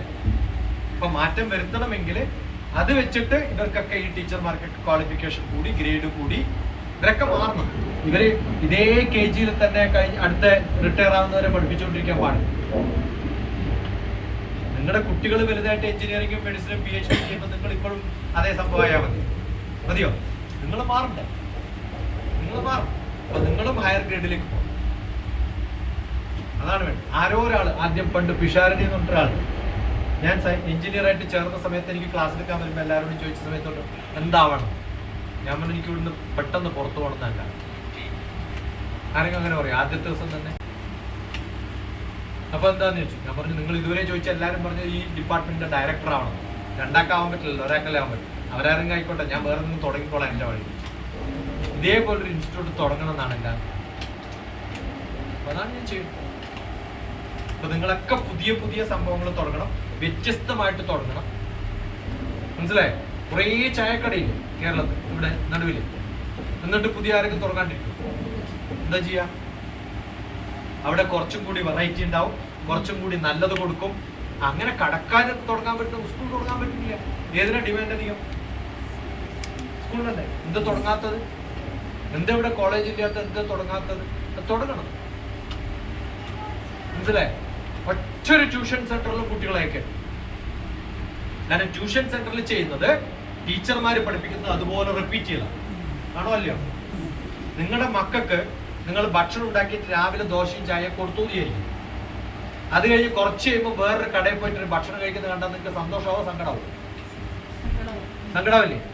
ഈ ടീച്ചർ പഠിപ്പിച്ചിട്ട് അതേ വിഷയത്തിന് വേറൊരു മഫന്റെ അടുത്ത് പോയിട്ട് പഠിക്കുമ്പോൾ നിങ്ങൾ ടീച്ചറായിട്ട് ഇരിക്കുന്ന, ഞാൻ പറയാം, ഞാൻ മാത്തമാറ്റിക്സാ പഠിപ്പിക്കുന്നത്, എന്റെ കുട്ടി വേറെ ഏതെങ്കിലും ഒരാളടുത്ത് പോയിട്ട് മാത്തമാറ്റിക്സ് പഠിക്കുന്നതിന് അർത്ഥം എന്താ? ഞാൻ പഠിപ്പിച്ച ശരിയായിട്ടില്ല. നിങ്ങൾ ആരെങ്കിലും കുട്ടികളെ ട്യൂഷൻ അയക്കുന്നുണ്ടെങ്കിൽ അതിനർത്ഥം നിങ്ങളുടെ ടീച്ചേഴ്സിനെ നിങ്ങൾ നാണം കെടുത്തണം.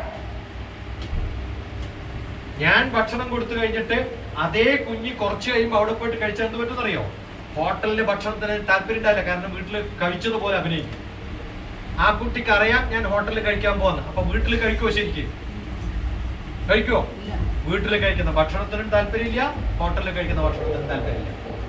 അതുകൊണ്ട് ഏത് കുട്ടികളുടെ ട്യൂഷന് പോകുമ്പോഴും ഞാൻ പറയാം, ഞാൻ ശപിക്കും, നീ നന്നാവില്ല, നിന്നെ പഠിപ്പിക്കുന്ന ടീച്ചറോ ഒരിക്കലും നന്നാവില്ല. മനസ്സിലാവുന്നു? പക്ഷെ ടീച്ചർമാരുടെ അടുത്ത് പോണം, ട്യൂഷന് പോണം. എന്തിനു പോകണം എന്നറിയോ? 100 ചോദ്യം കിട്ടും. സ്കൂളിൽ പഠിപ്പിച്ചതിന്റെ ചോദ്യം ഞാൻ ചോദിക്കാൻ ചിലപ്പോൾ സമ്മതിക്കില്ല, കാരണം 20 കുട്ടികളുണ്ട്. ആ 20 കുട്ടികളും ചോദ്യം ചോദിച്ചാൽ ടീച്ചർക്ക് സിലബസ് തീർക്കാൻ പറ്റില്ല, അല്ലെങ്കിൽ വിവരം ഉണ്ടാവില്ല. ചിലപ്പോൾ അത് അറിയുന്നിടത്തേക്ക് പോകണം. അപ്പൊ ട്യൂഷന് പോകുന്നവർ എന്ത് വേണം? കുറേ ചോദ്യം. ഞാൻ പോയിട്ടുണ്ടായിരുന്നു. ഞാൻ പ്രീ ഡിഗ്രിക്ക് പഠിക്കുന്ന സമയത്തൊക്കെ മഹാമാഷ കുട്ടിയുടെ ഏട്ടനായിട്ട് ട്യൂഷൻ സെന്ററിൽ ഞാൻ ആ മാഷോട് 4 ചോദിക്കും, മോനെ ഒന്ന് പോവോ പ്ലീസ്, എനിക്കിതിലൊന്നും ഉത്തരവില്ല മാഷന്മാർ. അങ്ങനെയാണ് ചെയ്യാം. കുറേ ചോദ്യം ചോദിക്കണം. ഭാരതത്തിൽ 2 സംഭവമുണ്ട്. ഒന്ന് വേദം, കേട്ടിട്ടുണ്ടാവില്ല അല്ലേ? എത്ര വേദമുണ്ട്? 4 വേദം. ഉപനിഷത്ത് എത്രയുണ്ടെന്ന് അറിയാം നിങ്ങൾക്ക്? ഓരോ വേദത്തിനും 108 ഉപനിഷത്തിലെടുക്കും. മിനിമം 400-ലധികം ഉപനിഷത്ത്. എന്താ അറിയാത്? ഉപനിഷത്ത് എന്നാണ് എന്റെ പേര്. ഉപനിഷത്ത് എന്ന് പറഞ്ഞാൽ അടുത്ത് വന്നിരിക്കാനാണ്. ഉപനിഷത്ത് എന്താ അതിനർത്ഥം? ഉപനിഷത്ത് എന്ന് പറഞ്ഞാൽ അടുത്തിരിക്കാനാണ്. ക്ലാസ് ഒക്കെ കഴിഞ്ഞു, അത് കഴിഞ്ഞാൽ ഉപനിഷത്ത് അടുത്ത് വന്നിട്ട് എന്നോട് ചോദ്യം. ആ ചോദ്യം ബുക്കൊക്കെ എഴുതി എങ്ങനെ ഇരിക്കും? ബുക്കിനെക്കാളും വലുപ്പമുള്ളതാണ്. അപ്പൊ 4 വേദത്തിന് 500-ലധികം ഉപനിഷത്തുകൾ. എന്താ കാരണം? ഓരോ കുട്ടിയും ചോദിക്കുന്ന വ്യത്യസ്ത ചോദ്യമാണ്. അതുകൊണ്ട് അവർ ചോദ്യം ചോദിക്കും. അപ്പൊ വേദം കഴിഞ്ഞു, എനിക്ക് പറയാനുള്ളതെല്ലാം കഴിഞ്ഞു. ഇനി ഒരു ചോദ്യം.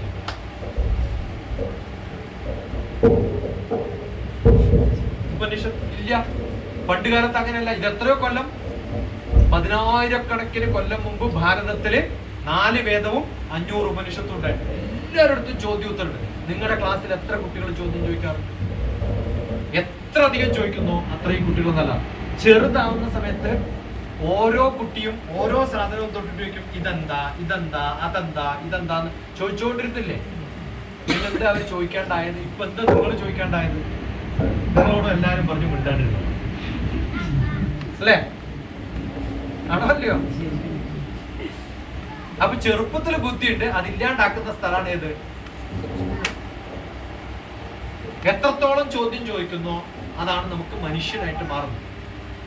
വിദ്യാഭ്യാസം എന്ന് പറഞ്ഞ അർത്ഥം ആഹാര ചൊല്ല് ഉറക്കെ ആഹാര ഉറക്കെ നിദ്ര. ഇത് രണ്ടും അർത്ഥം അറിയാലോ. ആഹാരം എന്ന് പറഞ്ഞാൽ അറിയില്ലേ? നിദ്ര എന്ന് പറഞ്ഞാൽ അറിയാലോ. ആഹാര നിദ്ര ഭയ അറിയാലോ. മൈഥുനാനി, മൈഥുനം എന്ന് പറഞ്ഞാൽ അറിയാം, സെക്സ്. ആഹാരം നിദ്ര ഭയം മൈഥുനം, ഇതൊക്കെ സമാനി ചൈതാനി നൃണാം പശുനാം. നൃണം എന്ന് പറഞ്ഞാൽ മനുഷ്യൻ, പശു എന്ന് പറഞ്ഞാൽ മൃഗം. ഇതിനെല്ലാം തുല്യ. മനുഷ്യന്മാർക്ക് കുറച്ചധികം. ഓക്കെ, ഭക്ഷണം കണ്ടാൽ തിന്നാനൊന്നും പോയില്ല. നിങ്ങൾ ഒരു പട്ടിക്ക് കുറച്ച് ഭക്ഷണം കൊടുക്കാതെ കഴിച്ച് വയറ് നിറഞ്ഞ് ഒരു ചിക്കൻ പീസ് കൂടി കൊടുത്തു കഴിഞ്ഞാൽ കാലോണ്ട് എടുത്തിട്ട് നമ്മളോ എല്ലാം കഴിച്ചു കഴിഞ്ഞ് രസം കൂടി കണ്ടാലോ, അല്ലെങ്കിൽ ഒരു ജിലേബി കൂടി കണ്ടാലോ അതും കൂടി അകത്താക്കാന്നു. കുറച്ചധികം മനുഷ്യന്മാർ.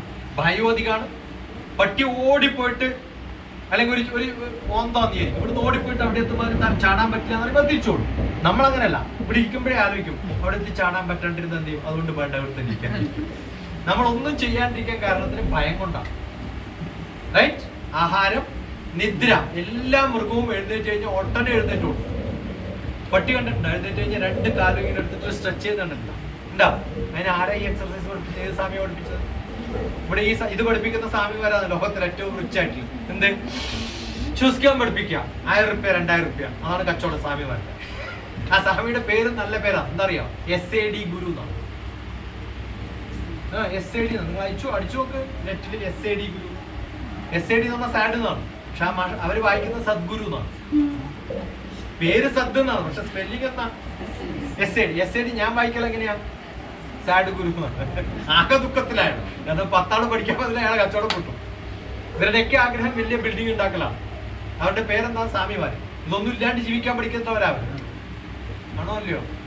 എനിക്കൊന്നും വേണ്ടാന്ന് പറയുന്നവർ ഉണ്ടാക്കുന്ന വലിയ സൗകര്യങ്ങളാണ്. ഒക്കെ പോട്ടെ.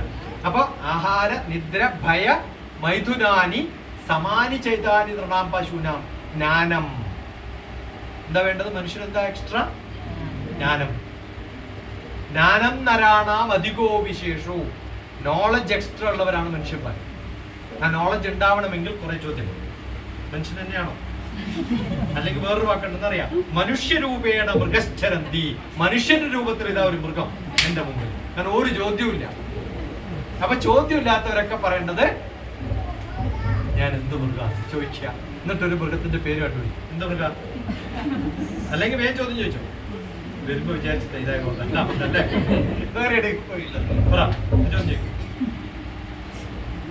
എന്തെങ്കിലും ചോദ്യം, എന്ത് വേണമെങ്കിലും ചോദിക്കും. ഒന്നുകിൽ എന്നെ അറിയാൻ, അല്ലെങ്കിൽ എനിക്ക് ചുറ്റുമുള്ള സംഭവങ്ങൾ അറിയാൻ. ഇതിപ്പോ എത്ര ടെമ്പറേച്ചർ ഉണ്ട് ഇവിടെ? ഏകദേശം പറയും എത്ര ടെമ്പറേച്ചർ? 36 കുറച്ചധികം. ഇന്നലെ 33, ഇന്ന് 35, ഇന്നലെ 30. പക്ഷെ ഫീൽസ് ലൈക്ക് 45. എന്താ പറയാ? Feels like 45. കാരണം എന്താ? വേർക്കുന്നു. ഹൈദരാബാദിൽ വേർക്കൂല, ചൂട് മാത്രമേ ഉണ്ടാവും. അപ്പൊ 35 ആണ്. 35 തന്നെയാ. ഇവിടെ ഇന്നലെ 35. ഞാൻ നോക്കില്ല. ഹേ Google, what is the temperature now in new നടുവിൽ? എല്ലാ ദിവസവും നോക്കണം, പണ്ട് നമ്മൾ അറിയും. എന്നിട്ട് വേണം.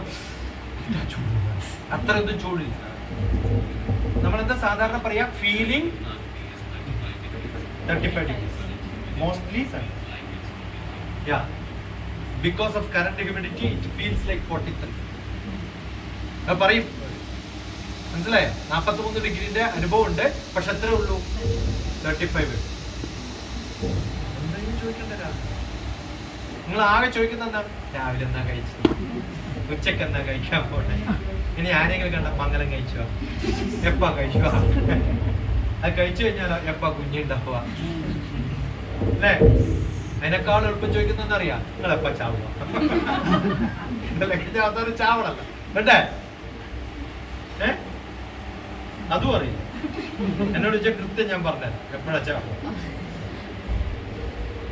ചോദിക്കാൻ കിട്ടും വേഗം സമയം. ഏതെങ്കിലും ആർക്കാ ചോദ്യമുള്ളതോ എന്തെങ്കിലും ചോദിക്കും. 2 മിനിറ്റ് ഉള്ളൂ. Come on come on. വരുന്നുണ്ടോന്ന് ചോദിച്ചാൽ പോവാണ്. പറയും എന്തെങ്കിലും ചോദിക്കും. ഞാൻ മറ്റന്നാൾ 1-ാം തീയതി ഹൈദരാബാദ്. പണ്ട് 1 മണിക്കായിരുന്നു ഫ്ലൈറ്റ്, ഇപ്പോൾ 7 മണിക്കാണ്. അപ്പോൾ രാത്രി വീട്ടിലെത്തുമ്പോഴത്തേക്കും 7:50 9:05 വീട്ടിലെത്തും. 2 മണിക്കൂറാണ് എപ്പോഴും. 11 മണി. 2-ാം തീയതി അനുരാഗ് യൂണിവേഴ്സിറ്റിയിൽ ഒരു ക്ലാസ് ഉണ്ട്, സൈക്കോളജി. ടീച്ചർമാർക്ക് ഒരു ക്ലാസ് ഉണ്ട് അനുരാഗ് യൂണിവേഴ്സിറ്റി ഹൈദരാബാദ്. ഹൈദരാബാദ് ഒരു 1.5 മണിക്കൂർ പോകണം. ഇപ്പം രാവിലെ വണ്ടി അയക്കും. 7 മണി 8 മണിയാകുമ്പോൾ വരും. 9 മണി മുതൽ 12 മണി വരെ ക്ലാസ്. 2-ാം തീയതി തന്നെ വൈകുന്നേരം വേറൊരു ക്ലാസ്, അത് ഓൺലൈൻ. 3-ാം തീയതി ഉണ്ട് ക്ലാസ്. 4-ാം തീയതി ഉണ്ട്. 4-ാം തീയതി UK online. Yes UK and international. അതാണ് ഞാൻ ക്ലാസ് എടുക്കുന്ന UKന്റെ പേര്. Yes yes I can. പറയും yes I can, yes you can. അത് നടത്താനറിയോ? ക്യൂൻ YYCI ഡോക്ടർ TPS അറിയാം. YYCI yes you can international എന്നാണ് full form. Queen Elizabeth, queen doctor professor Elizabeth അവരുടെ പേര്. ഞാൻ സിസ്റ്റർ എന്നിട്ട് പറയും. അവരെന്റെ മെന്റർ എന്നാണ്. അവരുടെ മെന്ററാണ്, അവരുടെ പേഴ്സണൽ മെന്ററാണ്. അപ്പൊ അവരെല്ലാത്തിലും പറയും my personal mentor doctor TPS. ഞങ്ങൾ ഇതുവരെ കണ്ടിട്ടില്ല. ഞാൻ UK പോയപ്പോഴും കണ്ടിട്ടില്ല. കാരണം അവര് സാധാരണ ഒരു ഹോട്ടലിലോ ഒരു ലാബിൽ ടെക്നീഷ്യനായിട്ട് വർക്ക് ചെയ്യുന്ന സ്ത്രീയാണ്. പക്ഷെ ലോകത്തിൽ ഏറ്റവും അറിയപ്പെടുന്ന ഇത്തരം ക്ലാസ്സുകൾ അറേഞ്ച് ചെയ്യുന്ന ഒരു സ്ത്രീയായി മാറും. അത് ട്രെയിനിൽ പോകുമ്പോഴൊക്കെയാണ് എൻ്റെ ക്ലാസ് കേൾക്കുക. ഒരു ദിവസം ലീവ് എടുക്കാൻ പോലും പറ്റില്ല. ആഫ്രിക്കയിൽ നിന്ന് ലണ്ടനിൽ പിന്നെ താമസിച്ചിട്ടുള്ള സ്ത്രീയാണ്. അവർക്ക് വേണ്ടി ഞാൻ ഒരു ബുക്ക് എഴുതിയിരുന്നു. ആ ബുക്ക് എഴുതിയത് ഞാൻ എഴുതിയിട്ടുണ്ട്.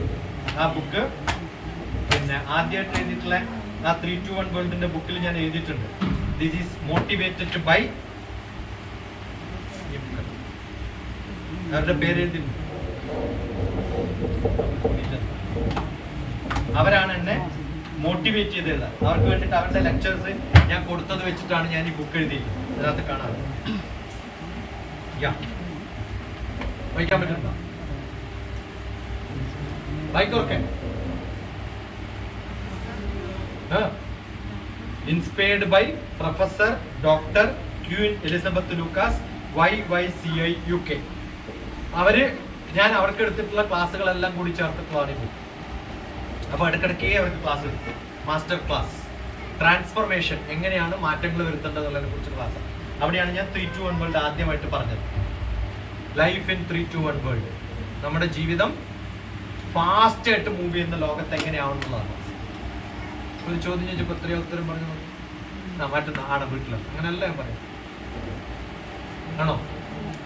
എവിടെയാ പോകണം? അവിടെയാ. അങ്ങനെ പറഞ്ഞു തീർത്തിട്ട് കാര്യമില്ല. You should expect. അടുത്ത ചോദ്യം. 2 മിനിറ്റ് മുന്നേ ചോദിക്കേ. നടുവിലേക്ക് ആർക്കും ആവശ്യമില്ല. അല്ലെങ്കിൽ ഭാഗത്തെ വരും. ഇത് നിർബന്ധിച്ചിട്ട് ഞാൻ ശരഫിനോടും അദ്ദേഹം ടാഗോറിലൊരു ക്ലാസ് അറേഞ്ച് ചെയ്യാന്നൊക്കെ പറഞ്ഞിട്ട് പ്ലാൻ ചെയ്തിട്ട് വന്നതാണ്. പിന്നെ എന്തായാലും തിരുവനന്തപുരത്ത് വരണം. ദൂരദർശനിൽ എൻ്റെ ഒരു ഡിസ്കഷൻ ഉണ്ടായി. ആ ദൂരദർശൻ്റെ ഡിസ്കഷൻ വരണം. അപ്പം ഞാൻ വിചാരിച്ചത് കൂട്ടിക്കിടക്കല്ല. ഒരു പ്രാവശ്യം ആവശ്യമുണ്ടെങ്കിൽ മാത്രമേ വരാം. ഇവിടെ ഒന്നുമില്ല.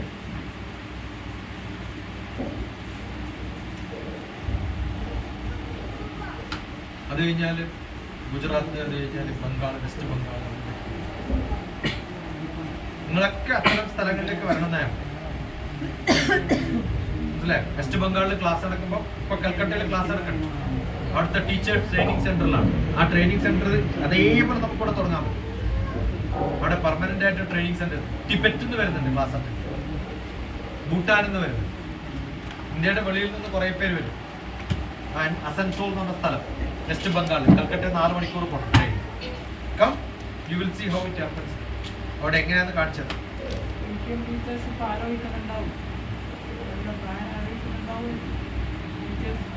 അത്ര സ്മാർട്ടാണോ?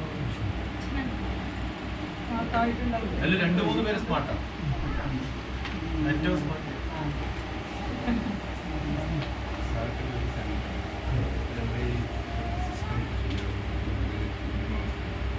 നിയമങ്ങളൊക്കെ മനുഷ്യന്മാരുണ്ടാക്കുന്നില്ല. അങ്ങനെയില്ല. കാരണം വെച്ചാല് ഞാൻ പറയട്ടെ,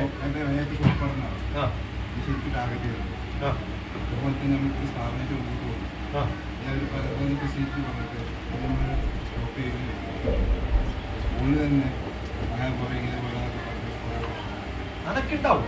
അതിപ്പോ ഏത് സിസ്റ്റം തുടങ്ങിയാലും ഉണ്ടാവും.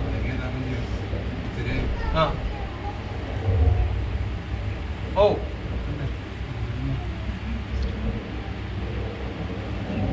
ശരി. എന്താ അറിയാം, നമ്മൾ വളരെ സിസ്റ്റമാറ്റിക് ആയിട്ട് നടത്തുമ്പോഴും പ്രശ്നങ്ങളുണ്ട്. അപ്പൊ പ്രശ്നങ്ങൾ ഒഴിവാക്കിയിട്ടൊന്നും നമുക്ക് ഒരിക്കലും ഒരു സിസ്റ്റം നടത്താൻ പറ്റും. ഏത് സംഭവം തുടങ്ങുമ്പോഴും അതിന് കുറേ വൈതരണികളുണ്ടാവും. ഇത് പുതിയൊരു സിസ്റ്റം. ആ സിസ്റ്റം തുടങ്ങുന്ന സമയത്ത് നമ്മൾ ആകെ ചെയ്ത്, ഇപ്പൊ ഞാനിപ്പോ വേറൊരു ഉദാഹരണം പറഞ്ഞു. ഇപ്പൊ നിങ്ങൾക്ക് എല്ലാ ദിവസവും PTM ഇങ്ങനെ മാറ്റാൻ പറ്റില്ലെങ്കിലും ആനുവൽ ഡേ എന്ന് പറഞ്ഞ കൊല്ലത്തിൽ ഒരു പ്രാവശ്യമല്ല, എല്ലാ വീക്കിലും നടത്തുന്ന ആർക്കും ഇത് പറയാം. സ്പോർട്സ് ഡേ എന്ന് പറഞ്ഞാൽ ഓട്ട മത്സരം വർഷത്തിൽ ഒരു പ്രാവശ്യത്തിന് ഓടിക്കുന്നേ, എല്ലാ ആഴ്ചയും മത്സരം നടത്തിക്കൂടെ നിങ്ങൾക്ക്. കൾച്ചറൽ പ്രോഗ്രാം, പണ്ട് നമ്മളൊക്കെ പഠിക്കുന്ന സമയത്ത് പിന്നെ സാഹിത്യ സമാജം ഉണ്ടായിരിക്കും, ഇപ്പൊ അതില്ല. എല്ലാ ആഴ്ചയിലും നിങ്ങൾക്ക് പിന്നെ ലിറ്ററേച്ചർ ഫെസ്റ്റിവൽ ഉണ്ടായിക്കൂടെ. അമേരിക്കയിൽ ഒരു ഡോക്ടർ TPS അമേരിക്ക റിലീജിയൻ അടിച്ചാൽ കാണാം. നമ്മൾ കുറെ സ്പോർട്സും കൾച്ചറും ഒക്കെ കാണിക്കുമല്ലോ. അവിടെ റിലീജിയസ് ഫെസ്റ്റിവൽ ഉണ്ട്. സ്കൂളിലെ ഓരോ റൂമും ഓരോ ജാതിക്കാർക്ക് വിട്ടു കൊടുക്കാം ഒരു ദിവസം. എന്നിട്ട് അവിടെ ഹിന്ദു എന്താണ് ഹിന്ദു എന്ന് ഒരാൾ പറഞ്ഞു കൊടുക്കും. അടുത്ത റൂമിൽ പോയാൽ എന്താണ് ക്രിസ്ത്യൻ എന്ന് മറ്റേ ആൾ പറഞ്ഞു കൊടുക്കും. മറ്റേ റൂമിൽ പോയാൽ എന്താണ് ഇസ്ലാം എന്ന് പറഞ്ഞു കൊടുക്കും. മറ്റേ ആൾ പോയാൽ എന്താണ് സിഖ് മതം എന്ന് പറഞ്ഞു കൊടുക്കും. എല്ലാ മതത്തെക്കുറിച്ചും എല്ലാവരും അറിയേണ്ട ഒരു സ്ഥലമാണ് സ്കൂൾ. അപ്പൊ റിലീജിയസ് ഫെസ്റ്റിവൽ, ഞാൻ അതിനകത്ത് ഹിന്ദുവിന്റെ റെപ്രസെന്റേറ്റീവ് ആയിട്ട് അമേരിക്കയിൽ പഠിപ്പിക്കുന്നത് നിങ്ങൾക്ക് കാണും. പഠിപ്പിക്കലല്ല, കുട്ടികളുടെ ചോദ്യത്തിന് ഉത്തരം പറയും. ഇത്ര ചോദ്യങ്ങളാണ്. ഓരോ മതക്കാരോടും അവർക്ക് കുറേ ചോദ്യങ്ങൾ ചോദിക്കാനുണ്ട്. നമ്മൾ ഈ ലോകത്തിൽ ബ്ലൈൻഡ് ആയിട്ടല്ല ജീവിക്കേണ്ടത്, കണ്ണു തുറന്നിട്ട് എല്ലാത്തിനെ കുറിച്ചും അറിയുന്നവരാണ്. അത് പഠിക്കാൻ നമുക്ക് സാഹചര്യം ഉണ്ടാക്കി കൊടുക്കണം. അങ്ങനെ വ്യത്യസ്തമായ ഫെസ്റ്റിവൽ ഉണ്ടാക്കാം. ഫുഡ് ഫെസ്റ്റിവൽ ആവാം, വീക്കിലി വൺസ്. എല്ലാ ദിവസവും കുക്ക് ചെയ്യണം എന്നല്ല പറയുന്നത്. വീക്കിലി വൺസ് ടെക്സ്റ്റൈൽ, ഇതൊക്കെ തുടങ്ങും. അഗ്രികൾച്ചർ, നമ്മളിപ്പോ ഏതെങ്കിലും കുട്ടികളെ കുറെ കൊണ്ടുപോയിട്ട് ഒരു സ്ഥലത്ത് അഗ്രികൾച്ചർ ഒരു ദിവസം കാണിച്ചു കൊടുത്തോളാം. അത് മേളയാക്കാൻ പറ്റുന്നുള്ളൂ. നമ്മൾ ഈ നടത്തുന്നതൊക്കെ ആനുവൽ ഡേ മേളയാണ്, സ്പോർട്സ് ഡേ വെറുതെ മേളയാണ്. അന്ന് കുറെ പൈസ ചെലവഴിച്ചിട്ട് കുറെ മൈക്ക് സെറ്റ് അങ്ങനെയൊന്നും ആവരുത്. വളരെ സിമ്പിൾ ആയിട്ട് ചെയ്യും. ഇപ്പൊ ഇന്നലെ എന്റെ 4 ബുക്ക് ഞാൻ ശ്രീനിക്ക് കൊടുത്തു. ഞാനത് ഫോട്ടോ എടുത്തിട്ട് ഞാൻ ബുക്ക് കൊടുത്തു. അപ്പൊ അഡ്വർടൈസ് ചെയ്യാൻ നിർത്തിയിട്ടില്ല. വളരെ കാഷ്വലായിട്ട് കൊടുത്തത്. കാരണം നമ്മൾ എല്ലാ ദിവസവും ചെയ്യുന്ന സംഭവങ്ങൾ നമ്മൾ വലിയ പ്രോഗ്രാം ആക്കിയിട്ട് മാറ്റണ്ട, കുറെ പൈസ ചെലവാക്കണ്ട. വളരെ സിമ്പിൾ ആയിട്ട് ഇടക്കിടക്ക് കുറെ കാര്യങ്ങൾ ചെയ്യാൻ പറ്റി. അതൊക്കെ കൂട്ടിച്ചേർത്ത് ഇപ്പൊ സയൻസ് എക്സിബിഷൻ ഇതിനെ ഒരു ദിവസം ആക്കുന്നേ.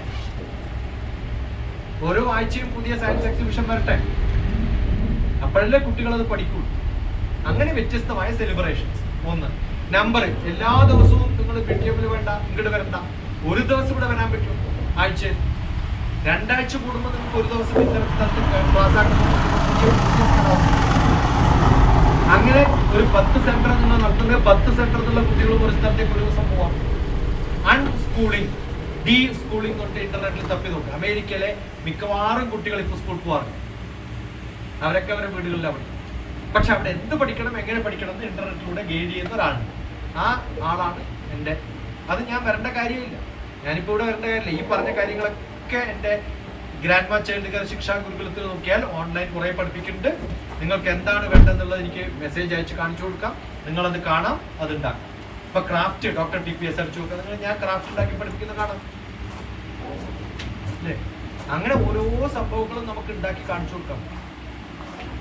അത് എങ്ങനെയാണ് ടൗല് മടക്കേണ്ടത് ഹോട്ടലിൽ നിന്ന് ഹോട്ടലുകാരൻ്റെ നമ്മൾ പഠിച്ചു. മനസ്സിലായോ? നിങ്ങളൊന്നും മടക്കാത്ത പോലെ മടക്കി കാണിച്ചു തരാം. നമ്മളെ ടവൽ? എന്റെ വീട്ടിൽ ഇപ്പൊ ഷെൽഫിൽ നോക്കിയാൽ ടവൽ എങ്ങനെയാ വെച്ചിട്ടുള്ളത്? നിങ്ങൾ എങ്ങനെയാ വെക്കുന്നത് അതുപോലെ തന്നെ ഞാൻ വെക്കുക. എല്ലാ ഹോട്ടലുകളിലും ഈ ടവൽ എങ്ങനെയാ വെക്കണമെന്ന് വെച്ചാൽ അതുപോലെ ഞാൻ വെക്കുക. അത് മടക്കുന്നതിന് ഒരു സ്റ്റൈലുണ്ട്. ആ സ്റ്റൈല് നമ്മൾ പഠിക്കണം, നമ്മൾ പ്രാബല്യത്തിൽ വരുത്തണം. അല്ലേ? പഠിച്ചോ? ഞാൻ വെച്ച് നാളെ യൂട്യൂബിലിടാം. ഇങ്ങനെ ഇട്ട് കഴിഞ്ഞാൽ ഈ ടവലിന്റെ ഗുണം എന്താ അറിയാം? പാക്ക് ചെയ്യുമ്പോൾ ഏറ്റവും മിനിമം സ്ഥലം വെച്ചിട്ട് പാക്ക് ചെയ്യും. ഞാൻ ആർക്കും കൊടുക്കുമ്പോൾ എറിഞ്ഞു കൊടുത്താലും മനസ്സിലാണ്ടോ? എല്ലാ ഹോട്ടലിലും ഇങ്ങനെ വെക്കുക. ഇത് നമുക്കറിയാം. നമ്മുടെ ഡ്രസ്സ് എങ്ങനെ മടക്കണം എന്ന് പോലും നമുക്ക് അറിയില്ല എന്നുള്ളതാണ്. നിങ്ങൾ എങ്ങനെ പാൻസ് മടക്കിയിട്ട് എങ്ങനെ വെക്കണം, ഡ്രസ്സ് മടക്കുന്നത് എങ്ങനെയാണ്? ഞാൻ ടൈലറിംഗ് പഠിച്ചതാ, 7ാം ക്ലാസ്സിൽ പഠിക്കും. നിങ്ങളുടെ എല്ലാ ഡ്രസ്സും ഒരു പ്രാവശ്യം കണ്ടാൽ കൃത്യമായിട്ട് മുറിച്ച് നിങ്ങളുടെ കറക്റ്റ് അളവിൽ ഞാൻ W cut, U cut, V cut, umbrella cut, എല്ലാ കട്ടും പഠിച്ചിട്ടുണ്ട്. അതൊക്കെ കൃത്യമായിട്ട് പഠിച്ചിട്ട് അത് പഠിക്കാനുള്ള കഴിവ് നമുക്ക് ഉണ്ടാവണം. ഒരു ചെയർ എങ്ങനെ മടയണം, പണ്ട് ആ ചെയർ മടയുന്ന സമയത്ത് ചെയർ മടയാൻ പഠിച്ചു. ഇപ്പൊ എല്ലാം കുട്ടികളിൽ പഠിപ്പിക്കണം, അത് എത്തിക്കണം. അത് എത്തിക്കുമ്പോഴാണ് നമ്മുടെ വിദ്യാഭ്യാസം വെറും അഭ്യാസം അല്ലാണ്ട് വിദ്യാഭ്യാസമാവും. ഇപ്പൊ വെറും അഭ്യാസം.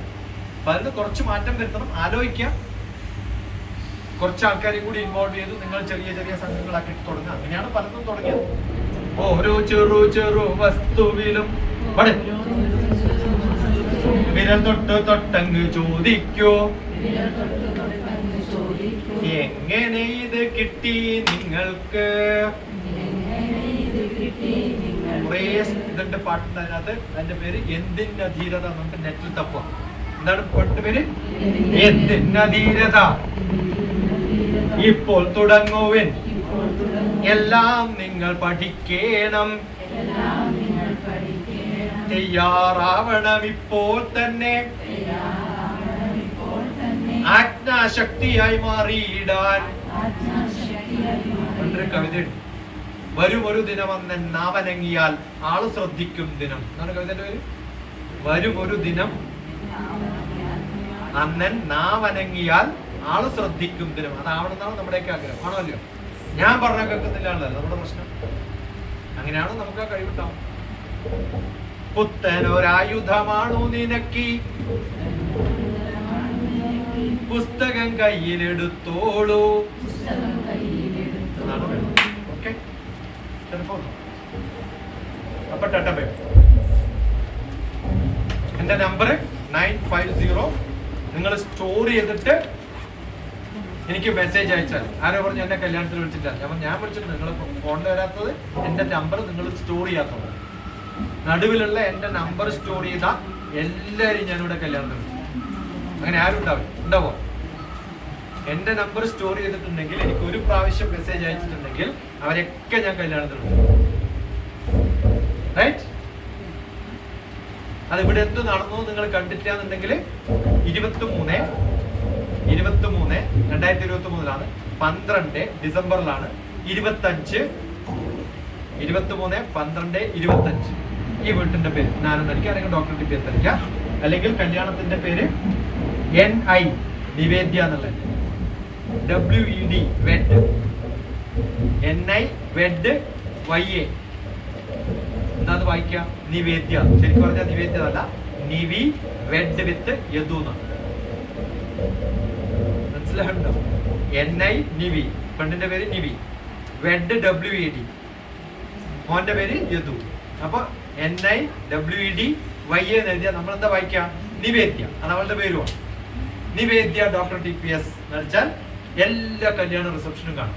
ഇവിടെ നടന്ന 2 പരിപാടി, കണ്ണൂര് നടന്ന 3 പരിപാടി, ഇരിങ്ങാലക്കുട നടന്ന 1 പരിപാടി, അവസാന പരിപാടി ഹൈദരാബാദ് ജനുവരി 6. അതാ കാണണമെങ്കിൽ 24/01/06. അതൊക്കെ കാണണം. കുതിരേനൊക്കെ, കുതിരപ്പുറത്തൊക്കെ. ഓക്കെ.